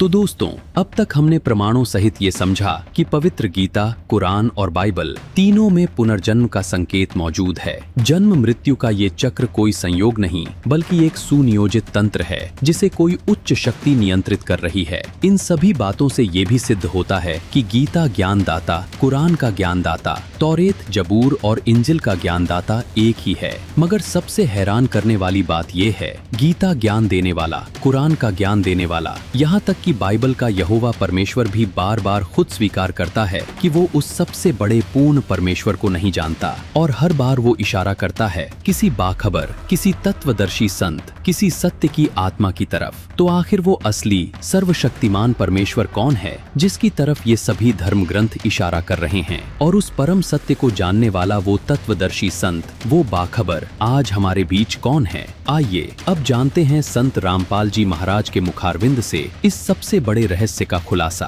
सुप्रीम गॉड कौन है? बाइबल के अनुसार ईसा मसीह जी ने कहा, संसार का सरदार दोषी ठहराया गया है, मैं जाऊंगा तो वो आएगा, वो सत्य का आत्मा आएगा और 1000 वर्ष तक सत्य का राज चलाएगा। जैसे धार्मिकता है, ज्ञान में सबको निराधार साबित करेगा। ईसा मसीह जी परमेश्वर के पुत्र और यहोवा परमेश्वर यानी बाइबल और कुरान के ज्ञान देने वाले के सबसे करीबी और प्रिय थे। उन्होंने खुद कहा कि वो सत्य का आत्मा आएगा और 1000 वर्ष तक सत्य का राज चलाएगा। और संत रामपाल जी शुरू से ही अपने सत्संग में बता रहे हैं कि ये सत्य ज्ञान 1000 वर्ष तक चलेगा। और संत रामपाल जी ने बताया है कि जिस परमात्मा ने सृष्टि रची, उस परमात्मा का पूरा भेद पवित्र आसमानी किताबों, टीवी चैनलों से दिखाकर पूरी दुनिया को बताया। जिस पूर्ण परमेश्वर ने इस संपूर्ण सृष्टि की रचना की, उसके वास्तविक ज्ञान को जानने के लिए ही यहोवा परमेश्वर अल्लाह ने प्रॉफिट मूसा को अल-खिद्र जी के पास भेजा। पवित्र आसमानी किताबों में भी संकेत मिलता है कि यह गूढ़ आध्यात्मिक ज्ञान उसी पूर्ण परमेश्वर से संबंधित है जिसने समस्त सृष्टि की रचना की और 7वें दिन अपने सिंहासन तख्त पर विराजमान हुआ। उस पूर्ण परमेश्वर के सच्चे संदेशवाहक को पवित्र कुरान में बाखबर, श्रीमद् भगवद गीता में तत्वदर्शी संत तथा बाइबल में सत्य का आत्मा कहा गया है। इसी आधार पर संत रामपाल जी महाराज ने सभी पवित्र धर्म ग्रंथों के गूढ़ रहस्यों को प्रमाण सहित उजागर करके पूरे संसार के सामने इन रहस्यों का भेद खोला है। आइए अब जिन सवालों को हम सदियों से खोजते आ रहे हैं, उन सवालों के जवाब और पवित्र आसमानी किताबों के गूढ़ रहस्य जानते हैं संत रामपाल जी महाराज से। पाक कुरान का इल्म बोलने वाला तो अपने से अन्य को अल्लाह ताला कह रहा है कि जो अल्लाह पर ईमान लाएगा और कलमा की सच्ची इबादत करेगा, उस शख्स को सबसे पहले ये मालूमात करना जरूरी है कि वो अल्लाह ताला कौन है जिस पर ईमान लाने के लिए कुरान पाक बोलने वाला फरमा रहा है। और फिर इसके बाद ये साबित करना होगा वो सच्चा कलमा यानी मंत्र कौन सा है जिससे खुदा ए पाक की सही जानकारी हो। नाजरीन, पाक कुरान शूरा अश-शूरा 42 आयत नंबर 1 और 2 में ऐन सीन काफ इस कलमे की जानकारी सांकेतिक रूप में दी गई है। पहले यह जानना अनिवार्य है कि वो अल्लाह ताला कौन है जिस पर ईमान लाने के लिए कुरान ज्ञान दाता कह रहा है। नाजरीन, बाखबर संत रामपाल जी ने पहले ही स्पष्ट कर दिया है कि जिसको मुसलमान भाई अपना अल्लाह मानते हैं, जिसने कुरान का इल्म दिया है, वो खुद भी पूरी सच्चाई नहीं जानता। अगर आप पाक कुरान की सूरत फुरकानी 25 की आयत 52 से 59 को देखें तो कुरान का ज्ञान देने वाले ने खुद से किसी और को अल्लाह बताया है। ये कुरान का इल्म देने वाला उस असली अल्लाह की जानकारी भी नहीं रखता कि कौन है वो अल्लाह जो पूर्ण मोक्षदायक है, जिसने इस सारी कायनात को बनाया और फिर तख्त पर जा बैठा। कुरान का इल्म देने वाले ने साफ कह दिया कि संपूर्ण जानकारी किसी बाखबर यानी तत्वदर्शी संत से पूछो। इस गहरे रहस्य को जानने से पहले मुसलमान भाइयों को सबसे पहले यह स्पष्ट करना होगा कि क्या कुरान का इल्म देने वाला वास्तव में अल्लाह है भी या नहीं, क्योंकि कुरान का ज्ञान देने वाला बार बार जिस अल्लाह की ओर इशारा कर रहा है वह कौन है? इस सवाल का जवाब जानने के लिए इस वीडियो में हमारे साथ अंत तक बने रहें। बाखबर संत रामपाल जी ने बताया है कि जो कुरान का इल्म दे रहा है वह काल रूपी ब्रह्म है, जिसे संत भाषा में शैतान कहा जाता है। इस्लाम में इसे इब्लीस और पाक बाइबल में इसे डेविल के नाम से भी जाना जाता है। यही वह शक्ति है जिसने चारों पाक किताबों जबूर, तौरेत, इंजिल और कुरान का ज्ञान दिया है। इसी ने चारों वेद ऋग्वेद, यजुर्वेद, सामवेद और अथर्ववेद का ज्ञान भी प्रदान किया और चारों वेदों का ज्ञान श्रीमद् भगवद गीता के रूप में दिया। सबसे महत्वपूर्ण बात यह है कि इसी ने आसमानी किताबों में इशारा किया है कि मैं उस अल्लाह की जानकारी नहीं रखता जिसने इस सारी कायनात को बनाया, और असली यानी सबसे बड़े अल्लाह को पहचानने और संपूर्ण ज्ञान प्राप्त करने के लिए आपको बाखबर यानी तत्वदर्शी संत के पास जाना होगा। यह बात पाक कुरान सूरत फुरकानी 25 आयत 59, गीता अध्याय 4 श्लोक 34, यजुर्वेद अध्याय 40 मंत्र 10 सहित और भी आसमानी किताबों के अंदर कई आयतों, श्लोकों और मंत्रों में कही गई है कि तत्वज्ञानी विद्वान से पूछो। अपने आत्माओं, यही परमात्मा, यही भगवान, ये ब्रह्म है जो कुरान शरीफ का ज्ञान प्रदान कर रहा है। और इसी ने श्रीमद् भगवत गीता और वेदों का ज्ञान दिया। श्रीमद् भगवत गीता अध्याय नंबर 4 के श्लोक नंबर 34 में यही कहा है, गीता ज्ञानदाता जिसको पूरा हिंदू समाज अपना भगवान मानता है, वो भी कह रहा है कि मैं नहीं जानता उस पूर्ण परमात्मा, परम अक्षर ब्रह्म, उस अल्लाह कबीर यानी सबसे बड़े भगवान की जानकारी गीता ज्ञानदाता भी नहीं रखता। उसने भी ऑप्शन छोड़ दिया है कि उस तत्वदर्शी संत की खोज कर जो तत्व ज्ञान को जानता हो। गीता अध्याय नंबर 4 के श्लोक नंबर 34 में कहा कि अर्जुन, उस तत्व ज्ञान को तू तत्वदर्शी संतों के पास जाकर समझ। उनको दंडवत प्रणाम करने से, कपट छोड़कर उनकी नम्रता पूर्वक प्रसन्न करने से वो तत्वदर्शी संत तुझे उस परमात्म, उस तत्व ज्ञान का उपदेश करेंगे। इससे सिद्ध है कि गीता ज्ञानदाता भी उस तत्व ज्ञान से परिचित नहीं है जो ज्ञान खुद परमात्मा ने आकर अपने मुख कमल से बोला है। और इसी प्रकार कुरान शरीफ, कुरान मजीद सूरत फुरकान 25 और आयत नंबर 52 से 59 में स्पष्ट किया है कि वो कबीर नामक अल्लाह है जिसके विषय में ये काफिर नहीं मानते। इनकी बातों में मत आना, संघर्ष करना, इनके कहने से टल मत जाना। हज़रत मोहम्मद को उसका अल्लाह जो कुरान शरीफ का ज्ञानदाता, वो कह रहा है कि जिस परमेश्वर ने 6 दिन में ज़मीन और आसमान के बीच जो कुछ भी है उसने 6 दिन में रचना की और 7वें दिन तख्त पर जा बैठा, विश्राम किया। वो है क्रिएटर। तो उसकी खबर तो कुरान शरीफ का ज्ञानदाता भी ना जानता। ऐसे ही वेद ज्ञानदाता भी यही है जो कुरान शरीफ का ज्ञानदाता, गीता का ज्ञानदाता है। ये कभी किसी के समक्ष नहीं आता, ये गुप्त होकर कार्य करता है। वेदों का ज्ञान भी इसी ने दिया है। यजुर्वेद अध्याय नंबर 40 के श्लोक नंबर 10 में स्पष्ट कर दिया है कि कोई तो भगवान को असंभवात कहता है कि वो कभी जन्म नहीं लेता, निराकार है, और कोई कहता संभवात यानी राम और कृष्ण जैसे अवतार रूप धारण करके आता है। लेकिन वो कैसा है, अवतार धारण करता है या नहीं करता है, वो निराकार है या साकार है, उसकी जानकारी तो धीराणाम तत्वदर्शी संत बताते हैं, उनसे सुनो। तो इससे सिद्ध है कि वेद ज्ञानदाता भी अधूरा ज्ञान रखता है, उस कंप्लीट गॉड का कंप्लीट स्पिरिचुअल नहीं रखता। तो वेद ज्ञान भी इनकम्प्लीट है। वो कंप्लीट स्पिरिचुअल नॉलेज जो great God, complete God given है, वो इस दास के पास उपलब्ध है। आकर कल्याण कराओ। अब चौथे अध्याय के 34वें श्लोक में देखिए, अध्याय नंबर 4 का श्रीमद् भगवद गीता। अब हम 34वां पढ़ेंगे। उस ज्ञान को जो सच्चिदानंद घन ब्रह्म ने अपने मुख कमल से बोला है, उस सच्चिदानंद घन ब्रह्म की वाणी वाले उस तत्व ज्ञान को, उस ज्ञान को तू तत्वदर्शी ज्ञानियों के पास जाकर समझ। उनको भली भांति दंडवत प्रणाम करने से, उनकी सेवा करने से और कपट छोड़कर सरलता पूर्वक प्रसन्न करने से वे परमात्म तत्व को भली भांति जानने वाले ज्ञानी महात्मा तुझे उस तत्व ज्ञान का उपदेश करेंगे। इससे क्या सिद्ध हुआ कि गीता ज्ञान दाता भी उस अल्लाह अकबर, अल्लाह कबीर यानी पूर्ण परमात्मा, परम अक्षर ब्रह्म के विषय में जानकारी नहीं रखता। उसकी पूजा की विधि भी श्रीमद् भगवद गीता में नहीं है। उसने ऑप्शन छोड़ दिया। यही अल्लाह, यही भगवान, ये ब्रह्म, सरपुरुष कहते हैं हम इसको ब्रह्म कहते हैं। इसी ने पवित्र कुरान शरीफ का ज्ञान बोला है और वो भी स्पष्ट कर रहा है कि हे हजरत मोहम्मद, मैं उस अल्लाह अकबर, उस अल्लाह कबीर के बारे में जानकारी नहीं रखता जिसने 6 दिन में सृष्टि रची, 7वें दिन तख्त पर जा बैठा। वो है अल्लाह अकबर। उसकी जानकारी किसी बाखबर से पूछ लो। इससे सिद्ध है कि कुरान शरीफ का ज्ञानदाता भी अल्पज्ञ है, उस परमात्मा के बारे में नहीं जानता है। और गीता ज्ञानदाता और कुरान शरीफ का ज्ञानदाता भी उस अल्लाहू अकबर से अपरिचित है। तो इससे सिद्ध है कि ना तो गीता ज्ञानदाता वो समर्थ परमात्मा है, एक जिसको हम कुल का मालिक कहते हैं, जो केवल पूज्य है, और न ही कुरान शरीफ का ज्ञानदाता उस परमात्मा से परिचित है, अल्लाहू अकबर से।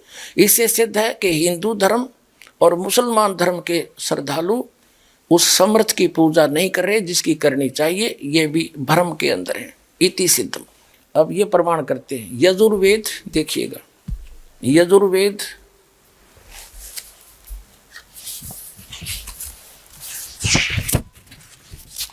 ये कहाँ से प्रकाशित है, अनुवादित है। प्रकाशक है सार्वदेशी कार्य प्रतिनिधि सभा 2/5 महर्षि दान भवन रामलीला मैदान नई दिल्ली से। महर्षि दान सरस्वती द्वारा इसका अनुवाद है, तजुर्मा है। मुद्रक है Prince offset printers 1510 Pataudi house Daryaganj नई दिल्ली से। ये देखिएगा ये 40वां अध्याय है, 44वां अध्याय 40वां, और यजुर्वेद भाष्यम ये 40वां अध्याय है। यहाँ देखिएगा इसमें क्या कहा, इस 40वें अध्याय का 10वां श्लोक है। इसमें वेद ज्ञान दाता कहता है, मनुष्यों जैसे हम लोग धीराणा मन मेधावी योगी विद्वानों से अर्थात तत्वदर्शी संतों से, जिनका ज्ञान स्थिर है, धीर है, टिकाऊ है। तत्वदर्शी संतों यानी मेधावी योगी माने तत्वदर्शी संतों से जो वचन सुनते हैं, वे लोग हमारे लिए प्रति विचक्षरे यानी व्याख्यान पूर्वक विस्तार पूर्वक कहते हैं। वे लोग संभवात माने जन्म लेने वाला, संयोग जन्य जन्म लेने वाला। असंभवात माने उत्पन्न नहीं होने वाला। आहु माने कहते हैं उत्पन्न होने वाला कारण अत्यंत आहु कहते हैं। इति इस बात को तुम भी सुनो। अब वेद ज्ञान दाता कह रहा है कि कुछ तो परमात्मा को कहते हैं वो संभवात माने जन्म लेकर उत्पन्न होकर श्री राम श्री कृष्ण रूप में आता है। कुछ तो यहाँ डटे हुए हैं साकार भगवान मानते हैं, और कुछ कहते हैं वो जन्म लेता ही नहीं, असंभवात वो अजन्मा है। कहते वेद ज्ञान दाता कहता है वो यानी कुछ निराकार मानते हैं, कुछ साकार रूप में मानते हैं, तो राम और श्री कृष्ण जी के रूप में मानते हैं। इसकी जानकारी भी वो तत्वदर्शी संत बतावेंगे। वो साकार है या निराकार, वो जन्म लेकर आता है या वैसे आता है, इसकी जानकारी भी उन धीराणाम यानी तत्वदर्शी संतों से, मेधावी ज्ञानी विद्वानों से सुनो, वो बतावेंगे। अब वेद ज्ञान दाता वही है जो गीता ज्ञान दाता है। अब उसके बाद सत्र में मंत्र में स्पष्ट कर दिया है कि वो पूर्ण परमात्मा अल्लाहू अकबर तो गुप्त है, प्रोक्ष है।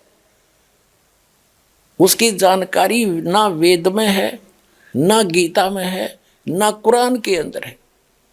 इन्होंने स्पष्ट कर दिया उसकी जानकारी जो प्रोक्ष है, उसकी जानकारी तत्वदर्शी संत बाखबर जानते हैं। ना वो पवित्र कुरान शरीफ के अंदर है, ना पवित्र श्रीमद् भगवद गीता में, ना पवित्र वेद में। अब देखो ये 44 से 40वां अध्याय है और इसका 17वां मंत्र 15वां हमने वहां पढ़ लिया। इसमें क्या लिखा है ये अनुवाद देखो। इस अनुवादकर्ता का, हे मनुष्यों जिस ज्योति स्वरूप रक्षक मुझ से अविनाशी यथार्थ कारण के आच्छादित मुख के तुल्य उत्तम अंग का प्रकाश किया जाता है, जो वह प्राण व सूर्य मंडल में पूर्ण परमात्मा है, यानी वेद ज्ञान दाता से अन्य है वो पूर्ण परमात्मा अल्लाहू अकबर। वह प्रोक्ष वो तो गुप्त है, और अहम मैं वेद ज्ञान दाता में, खम ब्रह्म और ओम ब्रह्म, ये खम ब्रह्म हम हिंदी बाद में देखेंगे। ओम यानी ये है सो अहम सो असव अहम ओम खम ब्रह्म। वो अहम माने मैं, ये देखो अहम माने मैं तो खम ब्रह्म, मैं ब्रह्म हूँ और दिव्य आकाश रूपी ब्रह्म लोक में रहता हूँ और मेरा ओम नाम है। और वो अल्लाह अकबर, वो पूर्ण परमात्मा तो प्रोक्ष है, गुप्त है, उसकी जानकारी मुझे नहीं है। अब इससे क्या सिद्ध हो गया कि जिस खुदा ने, जिस अल्लाह ने कुरान शरीफ का ज्ञान दिया वो कंप्लीट गॉड नहीं है, वो कंप्लीट गॉड नहीं है, वो अल्लाह अकबर नहीं है। और पूरा मुसलमान धर्म, पूरे मुसलमान धर्म के अनुयायी उस कुरान शरीफ के ज्ञानदाता को वो समर्थ मानकर, सर्वश्रेष्ठ मानकर, सर्वोच्च मानकर, सबसे बड़ा भगवान मानकर पूज रहे हैं। तो वो भी उस परमात्मा की पूजा ना करके अन्य देव की पूजा कर रहे हैं। इसी प्रकार श्रीमद् भगवत गीता जो पवित्र ग्रंथ है, पवित्र कुरान शरीफ की तरह, तो हिंदू धर्म के श्रद्धालु भी उस पूर्ण परमात्मा की भक्ति ना करके अन्य देव की पूजा करते हैं। अन्य देव की यानी ब्रह्म तक भी जो पूजा करते हैं वो आन उपासना में है, उस एक की पूजा नहीं है। और वेदों तक की पूजा करने वाले भी उस समर्थ के विषय में जानकारी नहीं रखते। वो तो स्पष्ट कर दिया इन तीनों पवित्र सदग्रंथों ने कि उसकी जानकारी तो कोई बाखबर तत्वदर्शी संत धीराणाम जानते हैं, उनके पास जाओ, वो बतावेंगे, उनके पास ज्ञान है। तो ये दास है वो तत्वदर्शी संत, वो बाखबर, राव और कल्याण करवाओ। जनाब, हमें ये तो समझ आ गया कि परमेश्वर ने इस सारी सृष्टि को बनाया, उसका भेद कोई बाखबर यानी तत्वदर्शी संत बता सकता है। और ये भी समझ आ गया सुप्रीम गॉड के भेजे हुए प्रोफेट संत रामपाल जी महाराज हैं, जिन्होंने ही इन पवित्र आसमानी किताबों के रहस्यों को दुनिया के सामने उजागर किया। लेकिन अब हम ये समझते हैं जो इस संसार को बनाने वाला सुप्रीम गॉड है वो कौन है, उसका नाम क्या है। इस शंका का समाधान भी पवित्र आसमानी किताबों से संत रामपाल जी महाराज से जान लेते हैं। अब इसको पवित्र बाइबल में दिखाता हूँ एज इट इज, ना तो ये आपको बरगला देंगे आपको, ये नकली अटपट करने वाले मारे सट्टे ने के हमने बहुत अच्छी तरह ताल में इल्म हूँ मैं, ये कहते हैं जो इनके पढ़ने वाले विद्वान, और का पता नहीं इनको। ये देखिएगा, ये पवित्र बाइबल है, संपूर्ण जीवन अध्ययन बाइबल। ये कहाँ से छपा ये देख लीजिएगा, ये देखिएगा, journal editor Don and C Stamps MDV, associate editor ये J Jawali, Wesley Adams PhD, Life Publishers International, Springfield, Mysore USA, printed in India. अब ये वही है सारा कुछ, और ये सारा दिखा दूं, पढ़ लो तुम। अब इसके हम इस पे आते हैं उत्पत्ति पर। देखिएगा, ये उत्पत्ति जिसको अंग्रेजी में इन्होंने कहा है जेनेसिस, जेनेसिस 1 प्रश्न नंबर 4 पे। आदि में यानी प्रारंभ में परमेश्वर ने आकाश और पृथ्वी की सृष्टि की। अब छठे दिन ये आ गया, छठा दिन, ये छठे दिन में चल पड़ा। इस प्रकार परमेश्वर ने पृथ्वी की जाति जाति के वन पशुओं को और जाति जाति घरेलू पशुओं और जाति जाति की भूमि पर सब रेंगने वाले जंतुओं को बना, और परमेश्वर ने देखा अच्छा है। फिर परमेश्वर ने कहा कि हम मनुष्य को, उन सब पशु पक्षियों को बना कर फिर हम मनुष्य को अपने स्वरूप के अनुसार बनाएं, अपनी समानता में बनाएं, और वे समुद्र की मछलियों और आकाश के पक्षियों और घरेलू पशुओं और सारी पृथ्वी पर सब रेंगने वालों जंतुओं पर जो पृथ्वी पर रेंगते अधिकार रखें। इनसे समझदार हो, जैसे भैंस, गाय, बैल, इनको हमने अपने काम के लिए प्रयोग कर लिया, इनको खाना नहीं, सताना नहीं, इनको जैसे गाय भैंस आपने रखी, उसको पहले आप पेट भरते हो, चराते हो, उसको नहवाते हो, धोआते हो, प्यार से रखते हो, जब वो दूध देती है।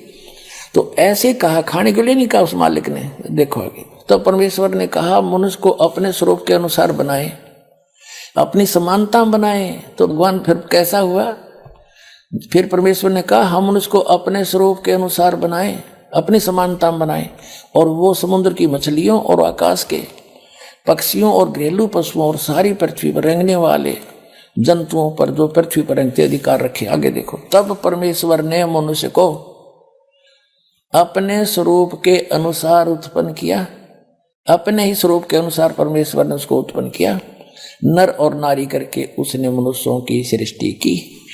तो भगवान कैसा? नर आकार, मनुष्य दृश्य। जैसे जिनको परमात्मा मिले सचखंड लेकर गए, वापस छोड़ा, उन्होंने बताया हमारे ही निहार है, हमारा सृजनहार, हमारा भगवान हमारे जैसी शक्ल का है, लेकिन उसकी बॉडी वो उस वहां जाकर के सभी का जो शरीर है इमोर्टल हो जाता है, अविनाशी शरीर मिलता है, वो मटेरियल सारा अविनाशी मटेरियल का शरीर है। और यहाँ पर ये नाशवान है ये शरीर। यहाँ जब आता है परमात्मा अपनी ओरिजिनल बॉडी से ही आता है, वो अविनाशी, वो ऐसे ही किसी माँ से जन्म नहीं लेता, सह शरीर आता है, सह शरीर चला जाता है। आपको प्रमाण दिखाएंगे, अल्लाह अकबर सह शरीर आया था, बालक रूप धारण किया, लीला करते बड़े हुए, फिर सह शरीर चले गए लाखों लोगों के सामने। अब ये स्पष्ट हो गया कि परमात्मा ने मनुष्य को अपने जैसा, अपनी सूरत में, अपने शकल के अनुसार अपने जैसा रचा, तो भगवान भी, अल्लाह भी मनुष्य जैसा है। ऑर्थोडॉक्स ज्यूज बाइबल, अय्यूब अध्याय 36 पद 5। परमेश्वर कबीर सर्वशक्तिमान है, किंतु मनुष्य को तुच्छ नहीं समझता। वे मनुष्य कितने मूर्ख हैं जिनमें ईश्वर का ज्ञान नहीं है, जो दृश्य जगत को देखकर सत्य नामक ईश्वर को नहीं जान सके, जो सृष्टि को देखकर सृष्टिकर्ता को पहचानने में असमर्थ रहे। प्रज्ञा ग्रंथ अध्याय 13 पद 1। बाइबल में आपने देख ही लिया कि सर्वशक्तिमान ईश्वर कोई और है जिसने इस संसार को बनाया, और उसका नाम कबीर है। ये भी स्पष्ट देख लिया, और ये भी देख लिया कि वो मनुष्य को तुच्छ नहीं समझता, यानी कि कोई और भी है जो अपने आप को ईश्वर कहता है और मनुष्य को तुच्छ समझता है। यहोवा परमेश्वर जल उठने वाला और बदला लेने वाला ईश्वर है। नहुम अध्याय 1 पद 2। इसके बाद लिखा है, मैं पृथ्वी के सब रहने वालों पर तलवार चलाने पर हूं, सब जातियों से यहोवा का मुकदमा है। यिर्मयाह अध्याय 25 पद 29, 31। और बाप को बेटे से आपस में टकरा दूंगा, दया नहीं दिखाऊंगा। यिर्मयाह अध्याय 13 पद 14। दोस्तों, हमने आपको यहोवा परमेश्वर के बारे में ऊपर बता ही दिया है कि ये शैतान है जो सबको गुमराह करता है। बाइबल से उस सुप्रीम गॉड को जानने के बाद अब हम पवित्र कुरान से जानेंगे कि सुप्रीम गॉड यानी वो खुदा कौन है जिसने इस सारी कायनात को बनाया। यह वह इलामी किताब है जिसमें कोई संदेह की गुंजाइश नहीं। शास्त्रीय अरबी पद्धति पर नागरी लिपि में ये कुरान शरीफ कंप्लीट देखें, और ये मुतरजम ये है शास्त्रीय अरबी पद्धति पर नागरी लिपि में, इसका सह अनुवाद सटीपण ये इसकी हिंदी है। रूपांतरकार है नंद कुमार अवस्थी, शेरवाणी संस्करण। और यहां देखते हैं, जालिकल किताबों लारैब ज सलाफीही जय, यह वह इलामी किताब है जिसमें कोई संदेह की गुंजाइश नहीं। कुरान शरीफ ये अनुवाद टिप्पण शास्त्रीय अरबी पद्धति पर नागरी लिपि में शेरवाणी संस्करण, प्रकाशक हैं लखनऊ किताब घर, मौसम बाग, सीतापुर रोड, लखनऊ। इतने। अब हम इसके आते हैं। आप देखिएगा कुरान शरीफ और सूरत फुरकानी 25 604 पृष्ठ पे हम यहां से पढ़ने लगेंगे, जैसे पहले भी पढ़ा था। 52 आयत को हम पढ़ेंगे। फला तुतियल काफिरिन व जाहिदुम बिही जिहादन कबीरन। इसका अनुवाद बिल्कुल सामने हिंदी में कर दिया उन्हीं ने। तो ए पैगंबर, तुम काफिरों का कहा न मानना, ये कुरान शरीफ का ज्ञानदाता कह रहा है हजरत मोहम्मद जी को कह रहा है। और इस कुरान की दलीलों से उनका सामना बड़े जोर से करो। इन्होंने कबीर का अर्थ बड़ा कर दिया। ठीक है, अब हम आते हैं 607 पृष्ठ पे, सूरत फुरकानी 25, और यहां आ गया है। अब हम 53वीं आयत पढ़ेंगे। और वही है जिसने दो दरियाओं को मिला चलाया, एक का पानी मीठा प्यास बुझाने वाला और एक का खारी कड़वा, और दोनों में एक आड़ और मजबूत रोक बना दी। और वही है जिसने पानी की बूंद से आदमी को पैदा किया, फिर उसको साहिबे नसब यानी किसी का बेटा या बेटी, और ससुराल वाला यानी किसी का दामाद बहू बनाया। और तुम्हारा परवरदिगार हर चीज करने पर शक्तिमान है।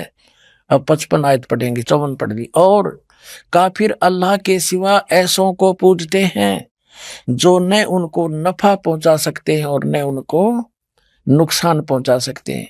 और काफिर तो अपने परवरदिगार से पीठ दिए हुए हैं, मुंह मोड़े हैं। तो और ए पैगंबर, हमने तुमको खुशखबरी सुनाने और सिर्फ अजाब से डराने के लिए भेजा है। हजरत मोहम्मद जी को भेजने वाला वही है जो कुरान शरीफ का ज्ञान दे रहा है। वो कह रहा है कि हमने तुम्हें अजाब से डराने के लिए भेजा। देखिएगा, यहां कहते हैं ए पैगंबर, हमने तुमको खुशखबरी सुनाने और सिर्फ अजाब से डराने के लिए भेजा है। इन लोगों से कहो कि मैं तुमसे इस अल्लाह के हुक्म पर कुछ मजदूरी नहीं मांगता। हाँ, जो चाहे अपने परवरदिगार तक पहुंचने की राह इख्तियार कर ले। अब 58 नंबर में कहा कि और ए पैगंबर, उस जिंदा पर भरोसा रखो। जिंदा महात्मा के रूप में वो अल्लाह अकबर कबीर परमात्मा सतलोक से, उस सच्चे स्थान से, अर्श कुर्स के ऊपर से चलकर आए थे। एक जिंदा महात्मा के रूप में मिले थे। और भी अन्य महापुरुषों को मिले। आदरणीय धर्मदास साहिब जी को मिले, बांधवगढ़ वाले को जिंदा महात्मा के रूप में। आदरणीय मुल्कदास साहिब जी को मिले। आदरणीय नानक साहिब जी को, सिख धर्म के प्रवक्ता को, जिंदा महात्मा के रूप में आकर वही अल्लाह अकबर अल्लाह कबीर मिले। आदरणीय दादू साहिब जी को वही जिंदा महात्मा के रूप में मिले। आदरणीय गरीबदास साहिब जी, गांव छुड़ानी, जिला दद्दर, हरियाणा वाले को वही अल्लाह अकबर यानी कबीर परमात्मा जिंदा महात्मा के रूप में आकर मिले। आदरणीय गीसा दास साहिब जी को, गांव खेखड़ा, जिला मेरठ, ये उत्तर प्रदेश वाले को जिंदा महात्मा के रूप में आकर वो परमात्मा मिलते हैं। ऐसा उसका विधान है। और वेदों में ये प्रमाण है कि वो परमात्मा ऊपर रहता है। राजा के समान देखने में नर आकार है, मनुष्य दृश्य है, वहां से गति करके आता है, सह शरीर अच्छी आत्माओं को मिलता है। वही अल्लाह अकबर, वो पूर्ण परमात्मा आदरणीय हजरत मोहम्मद जी को भी मिले थे और उनको ऊपर लेकर भी गए थे। लेकिन इन्होंने उस जबरील के भय से, डर से उस पूर्ण परमात्मा की बात को स्वीकार नहीं किया था। ये आगे आने वाले समय में पूरा इतिहास सुनाएंगे इस घटना का। अब देखिएगा, हम ये 57 नंबर आयत पढ़ रहे हैं। 57, ए पैगंबर, उस जिंदा पर भरोसा रखो जो कभी मरने वाला नहीं है, वास्तव में अविनाशी इमोर्टल वही है। और तारीफ के साथ उसकी पाकी बयान करते रहो। यानी कुरान शरीफ के ज्ञानदाता से अन्य की पाकी बयान करने को कुरान शरीफ का ज्ञानदाता कह रहा है। और अपने बंदों के गुनाहों से वो काफी खबरदार है।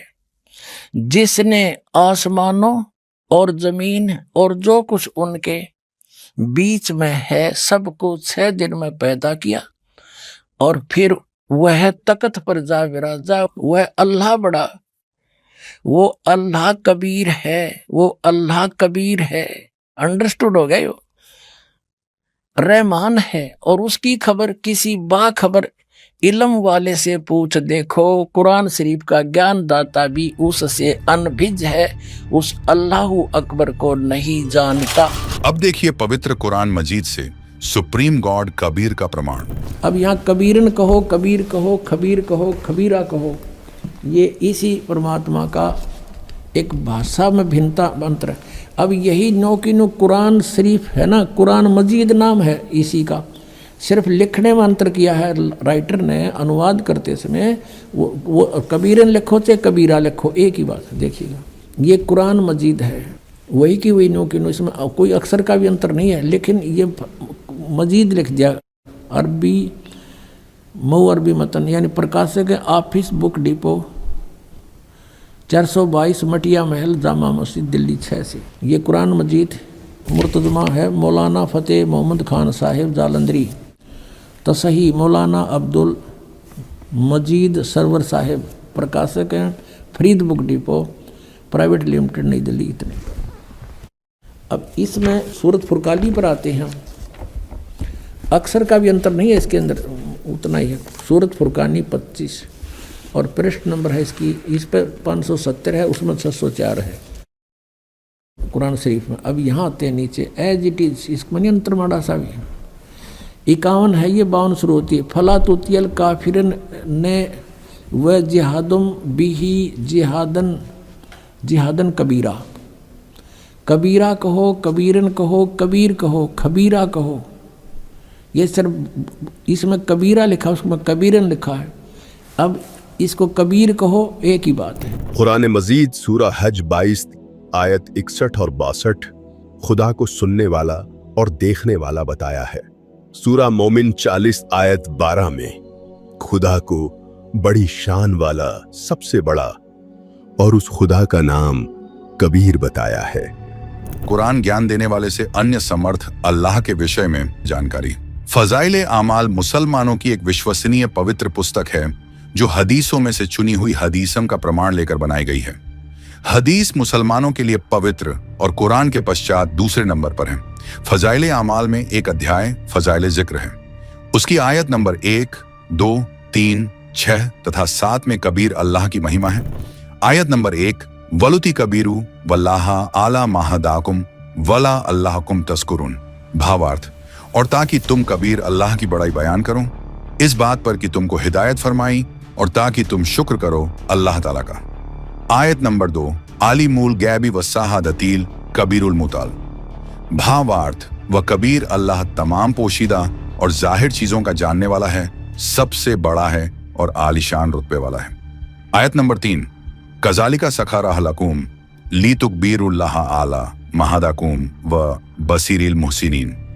भावार्थ, इसी तरह अल्लाह जल्ल शानुहु ने तुम्हारे लिए मुसख्खर कर दिया ताकि तुम कबीर अल्लाह की बड़ाई बयान करो, इस बात पर कि उसने तुमको हिदायत की इखलास वालों को अल्लाह की रजा की खुशखबरी सुना दीजिए। आयत नंबर 6, हय्याइजा फुजिया अन कुलूबिहिम कालू अ माजा काला रब्बुकुम कालुल हक्का व हुवल अलियुल कबीर।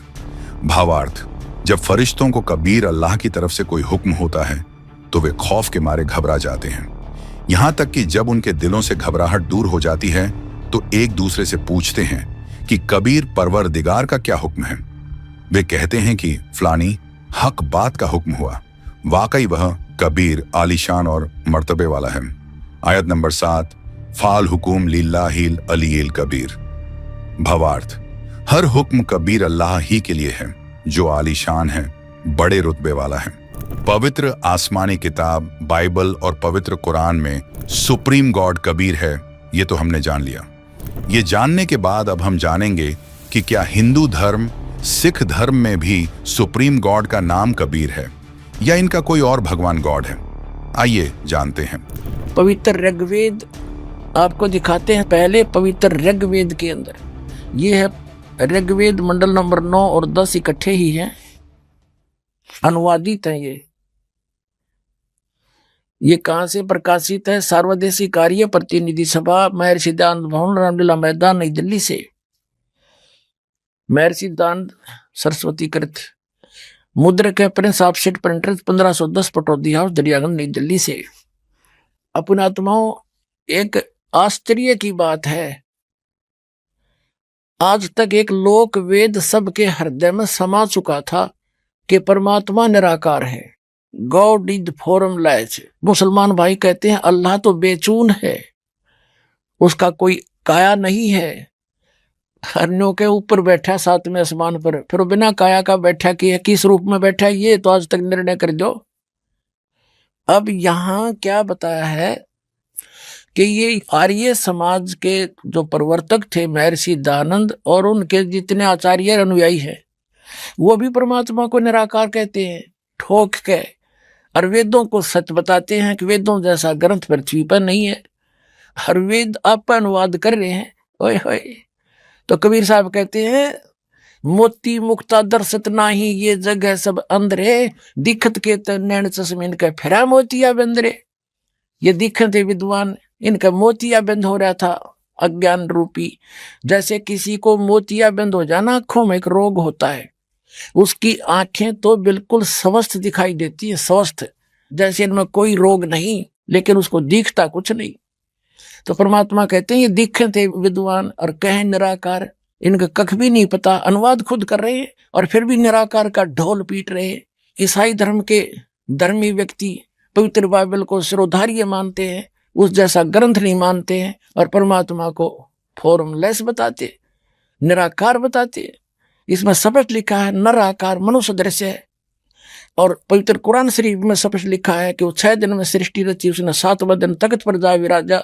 जा विराजा को निराकार क्या बैठेगा, वो मनुष्य दृश्य है, वहां जा बैठा, वहां पर तो बैठा है तो कोई आकार है उसका। हम ऋग्वेद पढ़ रहे हैं, ऋग्वेद आपको इसका पूरा प्रकरण दिखा दिया था। ऋग्वेद मंडल नंबर 9 सूक्त नंबर 86 मंत्र नंबर 26 में कहा है कि यज्ञ करने वाले यजमानों के लिए परमात्मा, यज्ञ माने धार्मिक अनुष्ठान अर्थात पूजा करने वाले यजमान माने भक्तों के लिए परमात्मा सब रास्तों को सुगम करता हुआ उनके विघ्नों को मर्दन करता है, उनके संकटों का नाश करता है और उनको पवित्र करता हुआ और अपने रूप को सरल करता हुआ वह कांति में परमात्मा।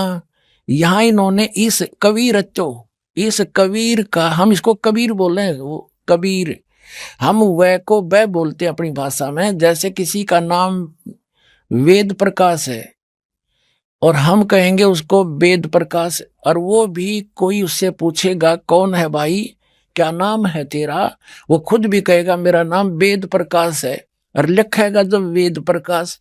तो ऐसा ही समझो कबीर, ये कबीर जो लिखा है हम इसको कबीर बोलते हैं।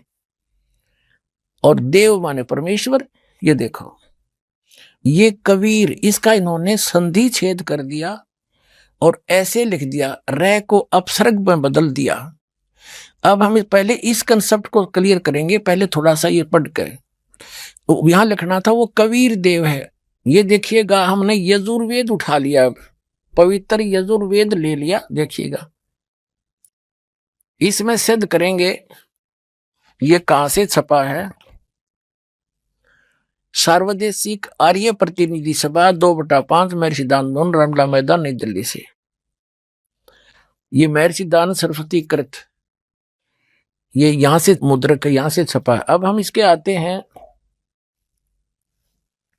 ये 36 चैप्टर है, अध्याय नंबर 36 36 है ये यजुर्वेद का, यहां से पढ़ेंगे।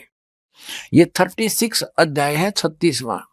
इसके प्रथम मंत्र में लिखा है रचम वाचम प्रपदे मनो यजु प्रपदे, ये यजु शब्द है, यजु अपसर्ग लगा रखे हैं इसका।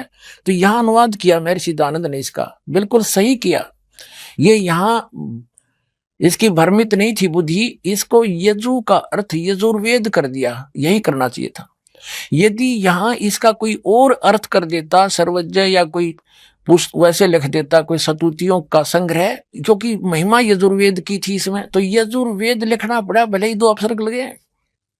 इसी प्रकार जहां परमात्मा की महिमा का वर्णन है वेद में, वहां कबीर शब्द है, अपसर्ग भी लगा दें अपने व्याकरण के आधार से। हम इनकी व्याकरण भी डिस्टर्ब नहीं करना चाहते।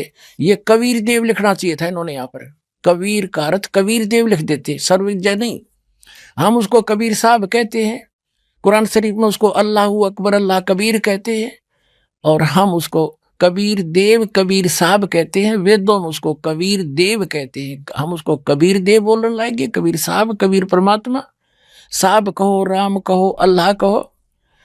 तो इस प्रकार अब हम समझेंगे ऋग्वेद के उन चंद मंत्रों को जिसमें परमात्मा साकार स्पष्ट है। अब यजुर्वेद रख दिया, ऋग्वेद उठा लिया, अब ऋग्वेद पर आगे हम देखिएगा। अब वहीं आगे हम ऋग्वेद मंडल नंबर 9 सूक्त 86 का मंत्र नंबर 26 में ये कबीरत्व तो यहाँ है कि यज्ञ करने वाले यजमानों के लिए परमात्मा, यानी धार्मिक अनुष्ठान यानी भक्ति करने वाले भक्तों, यजमान माने भक्तों के लिए परमात्मा सब रास्तों को सुगम करता हुआ उनके विघ्नों को मर्दन करता है, नाश करता है, उनके संकटों का निवारण कर देता है, उनको पवित्र करता हुआ और अपने रूप को सरल करता हुआ वह कांति में परमात्मा। यहां लिखना था कबीर देव, सर्वज्ञा नहीं करना चाहिए अर्थ। कबीर देव, कबीर देव, कबीर साहब, अल्लाह अकबर, विद्युत के समान क्रीड़ा करता हुआ वर्णीय पुरुष यानी अच्छी आत्मा को, अच्छे पुरुष को, अच्छे व्यक्ति को, धर्मात्मा को प्राप्त होता है। अपने आत्मा वो परमात्मा ऊपर रहता है भूलोक के तीसरे पृष्ठ में, और वहां से गति करके आता है बिजली जैसी गति से, यानी इतनी बहुत शीघ्रता से यहां जाता, फ्रिक्शन ऑफ सेकंड के अंदर। और वो कबीर है, वो कबीर देव है, अल्लाह अकबर है। वो कहाँ रहता है देखो, इसी में 27वें मंत्र में स्पष्ट कर दिया है। जो परमात्मा भूलोक के तीसरे पृष्ठ पर विराजमान है, वो तीसरे भाग में रहता है, उस भूलोक के ऊपर, भूलोक के। अब और दिखाते हैं आपको, वही ऋग्वेद मंडल नंबर 9 और सूक्त 54 यानी 54 का मंत्र नंबर 3 देखो नीचे। इसमें स्पष्ट किया है कि सूर्य के समान जगत प्रेरक वह परमात्मा सोम स्वभाव वाला और जगत प्रकाशक है।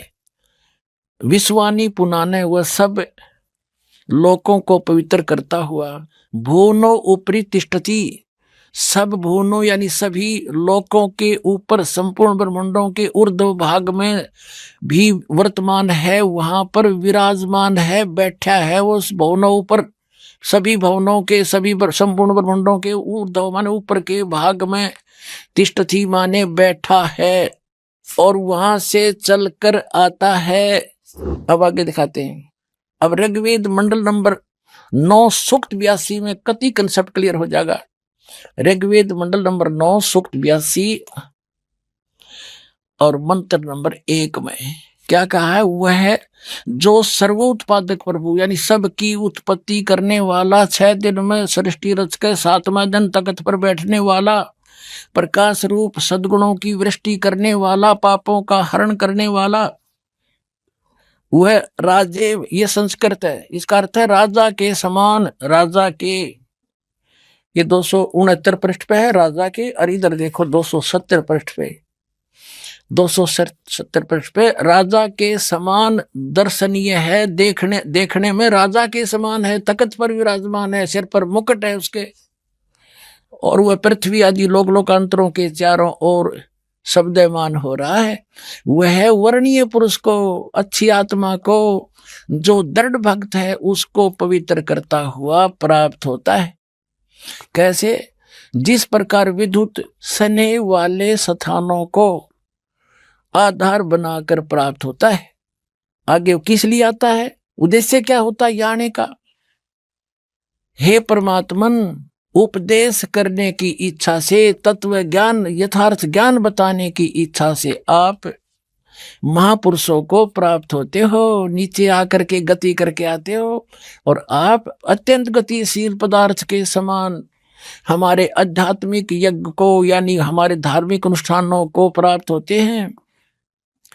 आप कबीर देव हैं, आप अल्लाह अकबर हैं, शुद्ध स्वरूप हैं, आप पाक हैं, पवित्र हैं।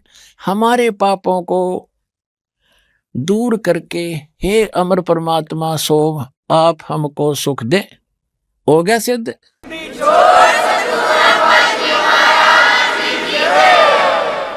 अब 3 पवित्र धर्मों के सदग्रंथों से सिद्ध हो गया कि वो परमात्मा नर आकार है, मनुष्य दृश्य है और ऊपर के लोक में तख्त के ऊपर विराजमान है, सब ब्रह्मांडों के ऊपरी स्थान पर, और वहां से गति करके सह शरीर आता है, यहाँ तत्व ज्ञान प्रकाश करता है। आइए अब सिख धर्म की पवित्र किताब में भी देख लेते हैं कि सर्वशक्तिमान ईश्वर का क्या नाम है।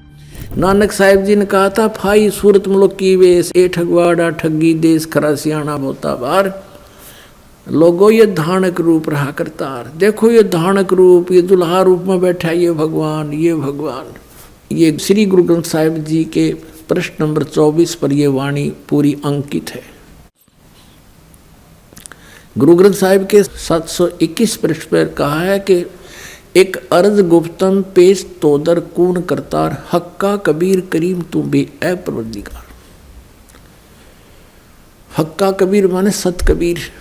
भाई बाले वाली जन्म साखी, भाई चतर सिंह जीवन सिंह अमृतसर तक, भाई बाले वाली श्री गुरु नानक देव जी की जन्म साखी, ये यहाँ से छपी अमृतसर से, और ये इधर भी देखेंगे। यहाँ पृष्ठ नंबर 197 पे काजी रुकन दीन सूरा था, उसके साथ वार्ता हो रही है नानक जी की। नानक आखे रुकन दीन सच्चा सुनो जवाब, चारों कूट सलाम कर ता तू ही होए सवाब। अब 198 पे कहते हैं, खालक आदम सिरजिया आलम बड़ा कबीर, और कायम दायम कुदरती सिर पीरां दे पीर। अब देखो यहाँ आलम बड़ा कबीर और सब पीरां दे पीर, सिर पीरां दे पीर। इसका अर्थ इसी दासा हो गया, जिस खालक यानी परमात्मा ने आदम जी की रचना की, आदम जी को उत्पन्न किया, वह आलम माने परमात्मा, बड़ा यानी सबसे सुप्रीम, सबसे सर्वशक्तिमान वो कबीर परमात्मा है जिसने आदम की भी रचना की। और कायम दायम कुदरती, और वही गुरु रूप में सिर पीरों के पीर, वही गुरु रूप में यहाँ आता है। सजदे करे खुदाई नो आलम बड़ा कबीर। श्री गुरु ग्रंथ साहिब में पृष्ठ 24 पर लिखी वाणी, एक स्वान दुई सुवाणी नाल, भल के भौंक ही सदा ब्याल, कुट छुरा मुठा मुर्दार, धानक रूप रहा करतार। तेरा एक नाम तारे संसार में, एहो आश एहो आधार, धानक रूप रहा करतार। फाही सुरत मलु की वेश, एह ठगवाड़ा ठगी देश, खरा सियाणम बहुत आभार, ढाणक रूप रहा करतार। श्री गुरु ग्रंथ साहिब जी के पृष्ठ 731 पर निम्न वाणी है, नीच जाति परदेशी मेरा, क्षण आवे क्षण जावे, जाकी संगत नानक रहंदा, क्यों कर मुड़ा पावे। पृष्ठ 721 पर निम्न वाणी लिखी है, यक अर्ज गुफ्तम पेश तोदर कूण करतार, हक्का कबीर करीम तू बेअब परवरदिगार। जन्म साखी गुरु नानक देव जी, खालक आदम सिरजिया आलम बड़ा कबीर। यानी जिस परमेश्वर ने आदम जी की उत्पत्ति की वह परमात्मा कबीर है। जनाब, हम ये भी समझ गए कि उस सुप्रीम गॉड का नाम कबीर है, लेकिन वो कबीर कौन सा है? आइए अब ये जानते हैं। जनाब मसीह संत रामपाल जी ने सभी पवित्र आसमानी किताबों से तस्वीर बिल्कुल साफ कर दी कि जिस परमेश्वर ने इस संसार को बनाया उसका नाम कबीर है, और ये वही परमेश्वर है जो लोकोक्तियों यानी कविताओं के द्वारा ज्ञान देता है और नीच जाति में आया हुआ है, ढानक है, और जिसने आदम को भी बनाया। ये सभी लीलाएं काशी बनारस में आए हुए कबीर यानी कबीर परमेश्वर ने ही की है। उन्होंने अपनी वाणी में कहा है कि गरीब, खुरासान, काबुल किला, बगदाद, बनारस एक, बलख और विलायत तक हम ही धारें भेष। खुदा कबीर जी ने बताया है कि सारी पृथ्वी के ऊपर जितने भी देश प्रदेश हैं, जहां जहां अच्छी आत्माएं जन्मी हैं, उनको यथार्थ अध्यात्म ज्ञान बताने तथा सच्ची साधना बताने के लिए मैं ही विभिन्न वेश धारण करके जाता हूं। अरब देशों में काबुल, खुरासान, बगदाद इराक देश की राजधानी, बनारस भारत का एक शहर तथा विलायत इंग्लैंड देश आदि आदि में मैं ही जाता हूं। मेरे लिए सब देश, सब मानव एक समान है। दोस्तों, आज हमने एक ऐसी यात्रा तय की जिसने सदियों पुराने उन सवालों के जवाब दे दिए जिन्हें दुनिया आज तक तलाशती रही। बाइबल, कुरान, गीता, वेद और गुरु ग्रंथ साहिब, पांचों पवित्र ग्रंथों ने एक ही सत्य को अलग अलग भाषाओं में दोहराया कि इस सृष्टि का असली रचनहार वो पूर्ण परमात्मा, वो सर्वशक्तिमान अल्लाहू अकबर, वो कबीर परमेश्वर है। जिस परमात्मा ने आदम को रचा, जो 7वें दिन तख्त पर विराजा, जो साकार है, मनुष्य सदृश्य है और जो समय समय पर जिंदा महात्मा के रूप में धरती पर आता रहा है, वही आज संत रामपाल जी महाराज के माध्यम से पूरे संसार के सामने प्रकट हुआ है। दोस्तों, ये सिर्फ एक जानकारी नहीं, ये वो सत्य है जो आपके जीवन की दिशा बदल सकता है। धर्म के नाम पर बंटवारा नहीं, बल्कि सच्चे ज्ञान से एकता, यही आज के समय की सबसे बड़ी जरूरत है। अगर आप भी इस परम सत्य को गहराई से जानना चाहते हैं तो संत रामपाल जी महाराज के सत्संग जरूर सुने। अब आपको कुछ भक्तों के अनुभव दिखाते हैं, परमात्मा कबीर परमेश्वर की शरण माने के बाद उनको कैसे सुख मिले। पहले वो कितने कष्ट से जीवन जी रहे थे और परमात्मा ने आज उनको हाथों पर रख लिया। समर्थ का शरणा गहो रंग होरी हो और कभू ना हो काज राम रंग होरी। सत साहिब दर्शकों, जब कोई व्यक्ति अपने जीवन में सुख और शांति की तलाश में सभी देवी देवताओं की भक्ति करता है, व्रत उपवास और तमाम तरह की साधनाएं अपनाता है और फिर भी उसे ना शारीरिक सुख मिलता है और ना ही मानसिक शांति, तब उसका भगवान के प्रति विश्वास डगमगाने लगता है और फिर वह अंदर ही अंदर खुद से यह सवाल करने लगता है कि क्या मेरी भक्ति सही है भी या नहीं। दर्शकों, कुछ ऐसी ही कहानी थी राजस्थान के रहने वाले बाबूलाल जी की। बाबूलाल जी ने अपने जीवन में बचपन से ही तमाम भक्ति साधनाएं अपनाई, मंदिरों में दर्शन किए, व्रत उपवास रखे, लेकिन हर बार मिला तो सिर्फ दुख और निराशा। लेकिन दर्शकों, आज बाबूलाल जी का कहना है कि मेरा जीवन तब बदला जब मुझे संत रामपाल जी महाराज द्वारा लिखित पुस्तक ज्ञान गंगा प्राप्त हुई। ज्ञान गंगा पुस्तक मेरे जीवन का वह टर्निंग पॉइंट साबित हुई जिसने मुझे भक्ति के सही शास्त्रानुकूल मार्ग की ओर मोड़ दिया।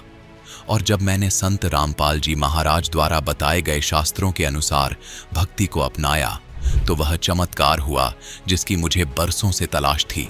मेरे जीवन के सारे दुख, कष्ट और बीमारियां जैसे छूमंतर हो गईं। तो दर्शकों, आखिर संत रामपाल जी महाराज ने ज्ञान गंगा पुस्तक में ऐसा क्या लिखा है कि जो भी इस पुस्तक को पढ़ता है वह उन्हीं का हो जाता है। आखिर इसके पीछे की सच्चाई क्या है? आइए सुनते हैं बाबूलाल जी की कहानी उन्हीं की जुबानी। सर नमस्कार। सर साहिब जी। सर क्या नाम है आपका? सर मेरा नाम बाबूलाल दास है। सर कहाँ से आए हैं आप? सर मैं राजस्थान से नवा नागौर से हूँ।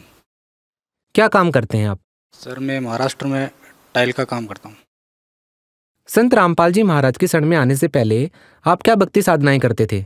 संत रामपाल जी महाराज की शरण में आने से पहले मैं शुरू से देवी देवताओं की पूजा साधना करता था और सन 2006 में जोधपुर के पास से एक कबीरपंथियों का एक डेरा है भोपालगढ़ तहसील में, जिसको बोलाराम जी महाराज की देवरी कहते थे।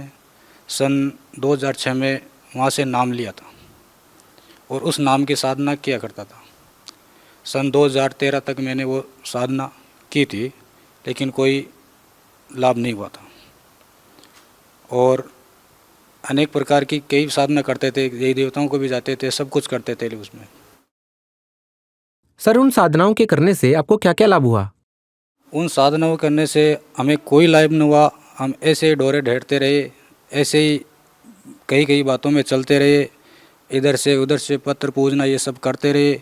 उस साधना से न तो आध्यात्मिक लाभ हुआ, न कोई सुख लाभ हुआ, न कोई पारिवारिक लाभ हुआ और हमेशा विपत्तियों का सामना करना पड़ा। तो सर संत रामपाल जी महाराज की शरण में कैसे आए आप? हम परमपिता रामपाल जी महाराज की शरण में एक भगत जी ने हमको ज्ञान गंगा पुस्तक दी, हम उसको पढ़े। उसको पढ़ने के बाद फिर रामपाल जी महाराज का चैनल पे शाम को सत्संग आता था, उसको हम डेली सुनते थे। तब हमें उन सत्संगों से इतना ज्ञान हुआ, हम पहले की तुलना जो कबीरपंथी हमें दिया करते थे उससे उसकी तुलना की कि वो संत हमें ये नाम देते थे, और ये महाराज हमें शास्त्र खोल के बता रहे हैं कि कबीर सागर में इस जगह या बोध सागर में इस जगह पे वो ये लिखा है। जब उसमें परमात्मा ने बताया था कि धर्मदास तुझे लाख दुआ ये सार शब्द कहीं बाहर न जाई, तो फिर इन संतों के पास ये सार शब्द आ गया कहाँ से? और नहीं ये कोई शास्त्र कुनूल साधना देते थे, न कोई इनका ज्ञान का कोई आधार नहीं था, न इनका कोई शास्त्र खोला, न कोई प्रमाण सहित कोई इनको बात थी कि परमात्मा ने जो संतों ने पहले क्या कहा था, न उनका इनका विचारधारा था, न कोई उनके पास सतभक्ति थी। और उसी के पीछे पीछे हम काफ़ी दिनों से ये चल रहे थे। तो मालिक ने सत्संग देखा तो हमें उन शास्त्रों से सब प्रमाणित किया कि वेदों में, शास्त्रों में, गीता में क्या कह रहा है, वेद क्या कह रहे हैं। और परमात्मा जब कबीर साहिब भी पूर्ण परमात्मा उन्होंने क्या कहा था, वो लोग आज तक ये कबीरपंथी लोग इस चीज़ को समझ नहीं सके। जो आज परमात्मा ने खुद हम पर दया करी और आज समझ में आया, वो खोल खोल के बता रहे हैं कि इस जगह पे ये लिखा है, इस जगह पे ये लिखा है। लेकिन फिर भी ये अज्ञानी लोग जो धर्म का धंधा बना रखे उस बात को नहीं समझ रहे हैं। तो ऐसी मालिक की रजा हुई, ऐसे हमने शरण में लिया मालिक ने। संत रामपाल जी महाराज की शरण में जाने के बाद आपको क्या क्या लाभ प्राप्त हुए? परम संत रामपाल जी महाराज की शरण में जाने के बाद हमको पहला लाभ आध्यात्मिक ज्ञान हुआ, हमें सत्साधना मिली, सतभक्ति मिली और सतमंत्र मिले जो प्रमाणित है, शास्त्रों में अनुसार प्रमाणित है, वो हमें संत रामपाल जी महाराज ने दिए। उसके अनुसार हमें साधना करें और हमें सुख शांति। आज एक बार मैं महाराष्ट्र में जहाँ मैं काम करता हूँ, पहले मैं इन देवी देवताओं के चक्कर में अगर मैं जो साधना करता था तो मेरी एक सबसे घटिया आदत थी कि महाराष्ट्र में कोई लॉटरी खेलते हैं ऐसा, तो मेरी वो आदत पड़ गई थी। तो वहाँ पे पैसा जाता आता कोई कुछ लाभ नहीं होता। तो मालिक से जैसे ही मैंने नाम लिया और मालिक ने जैसे ही सिर पे हाथ रखा तो मेरी वहाँ आज तक मेरा मन नहीं गया और मैंने वहाँ तक आज तक 3 साल हो गए पैर नहीं रखा वहाँ मैंने। संत रामपाल जी महाराज से नाम लेने के बाद फिर मैंने आज तक उन लॉटरी में मैंने एक कदम ही नहीं रखा। मालिक ने ऐसा दिमाग फेर दिया कि वहाँ पे जाने का मन ही नहीं करता, हमेशा सत भक्ति में ही मन करता है। और भगत जी तीसरा लाभ परमात्मा ने ये दिया कि पहले हम जैसे कर्जे में दबे रहते थे, आमदनी नहीं होती थी, सब दरवाजे बंद है, और मालिक के आने से आज सब दरवाजे खोल दिए परमात्मा ने। और जहाँ दास के पास 1 कोड़ी ज़मीन नहीं थी, आज परमात्मा ने 2-2 प्लाट दरा रखे, सब मालिक की व्यवस्था सब कर सके, हर दर से दरवाजे खोल दिए मालिक ने। और एक बार की बात है, मेरे एक परमात्मा की दया से मैंने रिक्वेस्ट की थी मालिक, तो परमात्मा की दया से एक बच्ची का जन्म हुआ। तो वो बच्ची आज 1 साल की हुई है, 11 महीने की लगभग हुई है। तो वो एक बार मैं घर में सफाई कर रहा था, तो एक लकड़ी का एक दरवाज़ा है जहाँ हम बाहर निकलते हैं, जिसको बाड़ा बोलते हैं, वो उस दरवाजे के हम लकड़ी का मोटा पोड़ लगाते थे, ऐसा बहुत मोटा, उसको बंद करने के लिए। तो मैं जब वो बच्ची वहाँ उसके पास बाहर निकलना चाहिए, तो उस दरवाजे को ऐसे खोला तो वो इतना मोटा जो लकड़ा था वो यहाँ सिर पे गिर गया, जबकि वो अभी पैर चलना भी नहीं आता उसको। उस बच्ची को पैर चलना भी नहीं आता, वो इतना मोटा लकड़ा उसके बच्ची के सिर पे गिर गया और इतनी आवाज़ आई जैसे कि सिर के 2 भाग हो गए। फिर मैं एकदम भाग के जाके देखा तो ऐसा क्या बोला, जाके देखा तो बच्ची ऐसे पड़ गई और मैंने सोचा ये तो चली गई। जैसे ही मैंने फिर वो रोई अकेले, मैं मालिक के जहाँ जोत लगा था वहाँ लेके आया तुरंत मालिक। फिर मैंने देखा सिर में तो एक बाल को भी कहीं टच नहीं था बिल्कुल कि यहाँ पे कुछ सुई भी लग जाए, जबकि वही लकड़ा मेरे पैर पे एक बार पड़ा हुआ था तो मेरी आंगली 4 दिन तक सनी हुई थी। और उस बच्ची का जो छोटा सा सिर है, अभी सिर पक्का भी नहीं होगा उनका, एक बाल भी बांका नहीं हुआ उसका। मालिक ने उसको तुरंत हाथ में लेके बचा लिया, ऐसी मालिक की दया हुई। सर, आप कैसे कह सकते हैं कि जो भक्ति साधना संत रामपाल जी महाराज बताते हैं वो ही ठीक है, बाकी जो संत साधना बताते हैं वो ठीक नहीं है? भगत समाज इस बात का निर्णय कैसे करे? जी सर, ये तो शास्त्रीय प्रमाण है इनका शास्त्रीय प्रमाण है कि जितने भी ये धर्मगुरु है अपने, उनके पास न वो लोकवेद है उनके पास, क्योंकि शास्त्रों में, गीता में जितने भी धर्म शास्त्र है उनमें लिखा क्या है और वो बताते क्या हैं। और रामपाल जी महाराज आज सब ग्रंथ खोल के एक को रेट बताते हैं कि ये बात यहाँ पे लिखी है और ये बात ऐसी है और इस बात से ऐसा करने से ऐसा फ़ायदा मिलता है। यही फ़र्क है कि परमात्मा सतगुरु रामपाल जी महाराज ही है और उन्होंने ये बता दिया है कि आज तक हम सब कुछ पढ़ लिए थे, हमें ये भी ज्ञान नहीं था कि परमात्मा कौन है। आज तक ऐसा कोई धर्मगुरु, ऐसा कोई वेद ज्ञानदाता कोई भी नहीं हुआ, ये नहीं बता सका कि परमात्मा कौन है। आज वही मालिक ने परमात्मा रामपाल जी महाराज ने बता दिया कि परमात्मा कौन है, वो परमात्मा कैसी लीला करता है, कहाँ रहता है, कैसे आता है, आज उन्होंने खोल खोल के सब ग्रंथों से प्रमाणित कर दिया है। फिर भी ये धर्मगुरु ऐसी बातों को नहीं मानते हैं, ऐसी इनकी सोच है। आप भगत समाज को क्या संदेश देना चाहते हैं? मैं भगत समाज को ये संदेश देना चाहता हूँ कि ये मनुष्य जन्म मिला है, हम न जाने कितनी बार जन्म गए, कितनी बार मर गए। आज हमें परमात्मा के विधान के अनुसार आज हमें इतनी बुद्धि दी, आज हमें ऐसा परमात्मा की दया हुई है, ऐसे सत्संग मिले, परमात्मा ऐसे संत मिले, आज हमें सब खोल के बता रहे हैं कि आप देखो, शास्त्र मेरी नहीं मानो, शास्त्रों में देख लो, उनके अनुसार साधना करो, पहचानो परमात्मा को कौन है, कौन नहीं है, कहाँ है, कैसा है, उनके अनुसार भक्ति करो और नाम दीक्षा लेकर उनका क्या नाम है, कैसे मिलता है, सब परमात्मा शास्त्रों में लिखा हुआ है। आज मालिक खोल खोल के बता रहे हैं, उनके शरण में आओ और उनको ज्ञान को ग्रहण करो और नाम दीक्षा लेके इस आवागमन से मुक्त हो। सर, जो लोग संत रामपाल जी महाराज से नाम दीक्षा लेना चाहते हैं, उनसे उपदेश लेना चाहते हैं, वो उनसे नाम दीक्षा कैसे ले सकते हैं? मैं भगत समाज से ये कहना चाहता हूँ कि अगर जो कोई संत रामपाल जी महाराज से नाम दीक्षा लेना चाहता है, ज्ञान समझना चाहता है, तो टीवी पे डेली सत्संग आता है, वो सुने। और जैसे उनका एक पुस्तक सेवा है ज्ञान गंगा, वो आज हर जगह बढ़ रही है, उनको गहराई से पढ़े और उनका अन्य शास्त्रों से, संतों की बातों से, विचारों से मिलान करें और ये बात को सतोले कि वास्तव में ये सही है और ये गलत है। तो ऐसा करके सोच समझने के बाद वहाँ पे जहाँ सत्संग आते हैं टीवी पे, वहाँ पे उस पर एड्रेस नंबर दिए हुए हैं, तो आप उन नंबरों पे संपर्क करके वहाँ के आसपास के स्थल की जानकारी लेके नाम लेके कल्याण करवाएं। सर, धन्यवाद। सत साहिब। तो पुण्यात्माओं, आपका कर्तव्य बनता है, कहते हैं आप तेरा जगतार ही, आपका तो कल्याण निश्चित है यदि मर्यादा में रहोगे और भक्ति करते रहोगे, आपका और आपके परिवार का तो कल्याण निश्चित है। लेकिन आपका ये भी कर्तव्य बनता है, फर्ज बना है, भूले न राह बतावे, जिसको ज्ञान नहीं है, भटक रहे हैं, उनको कोशिश करें समझाने की, लेकिन प्यार से। किसी को आप समझाने की चेष्टा करोगे, उसको एक बार तो कड़वा लगेगा। आपको भी ऐसा ही महसूस हुआ होगा प्रारंभ में, हमें भी ऐसा ही लगा था। जैसे गोरखनाथ जी को परमात्मा ने कहा था, गोरखनाथ मैं सबका गुरुआ, मैं सबका गुरु हूं पूरे विश्व का।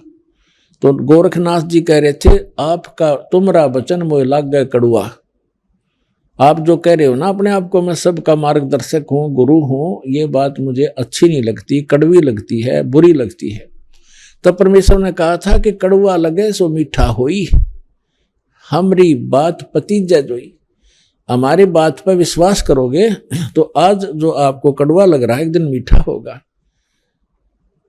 तो पुण्यात्माओं, आपका कर्तव्य बनता है इस परमेश्वर के सच्चे ज्ञान को अपने भाई बहनों, पूरे विश्व के सभी हम एक वहाँ तक पहुँचाओ, जन जन तक पहुँचाओ। हम सभी एक परमात्मा के बच्चे हैं।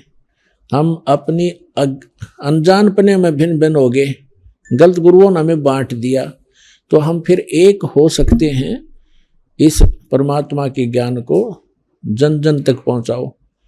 यहाँ आश्रम से प्रचार की सामग्री ले जाओ और कोशिश करो सब तक पहुँचाने की। आपको एक और विशेष उपकार होगा, आत्म प्राण उद्धार ही, ऐसा धर्म नहीं और एक जीव को काल के उस पाड़े ते छुटवा के सतलोक आश्रम में जोड़ने का इतना पुण्य होगा जैसे करोड़ गऊओं को कसाई से बचाने का एक पुण्य होता है।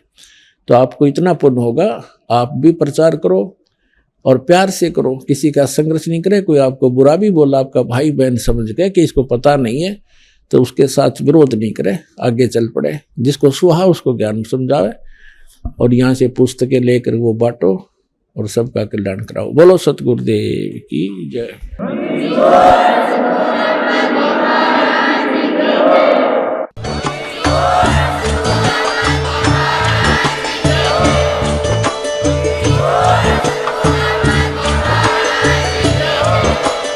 आप सुन रहे थे जगत गुरु तत्वदर्शी संत रामपाल जी महाराज जी के मंगल प्रवचन। अधिक जानकारी के लिए विजिट कीजिए हमारी वेबसाइट www.jagatgururampalji.org। संत रामपाल जी महाराज जी के शुभ आशीर्वाद से पूरे विश्व भर में 500 से भी ज्यादा नाम दीक्षा केंद्र हैं, जिन पर संत रामपाल जी महाराज जी द्वारा ऑनलाइन निशुल्क नाम दीक्षा दी जा रही है। अपने नजदीकी नाम दीक्षा केंद्र का पता करने के लिए संपर्क करें 8222880541।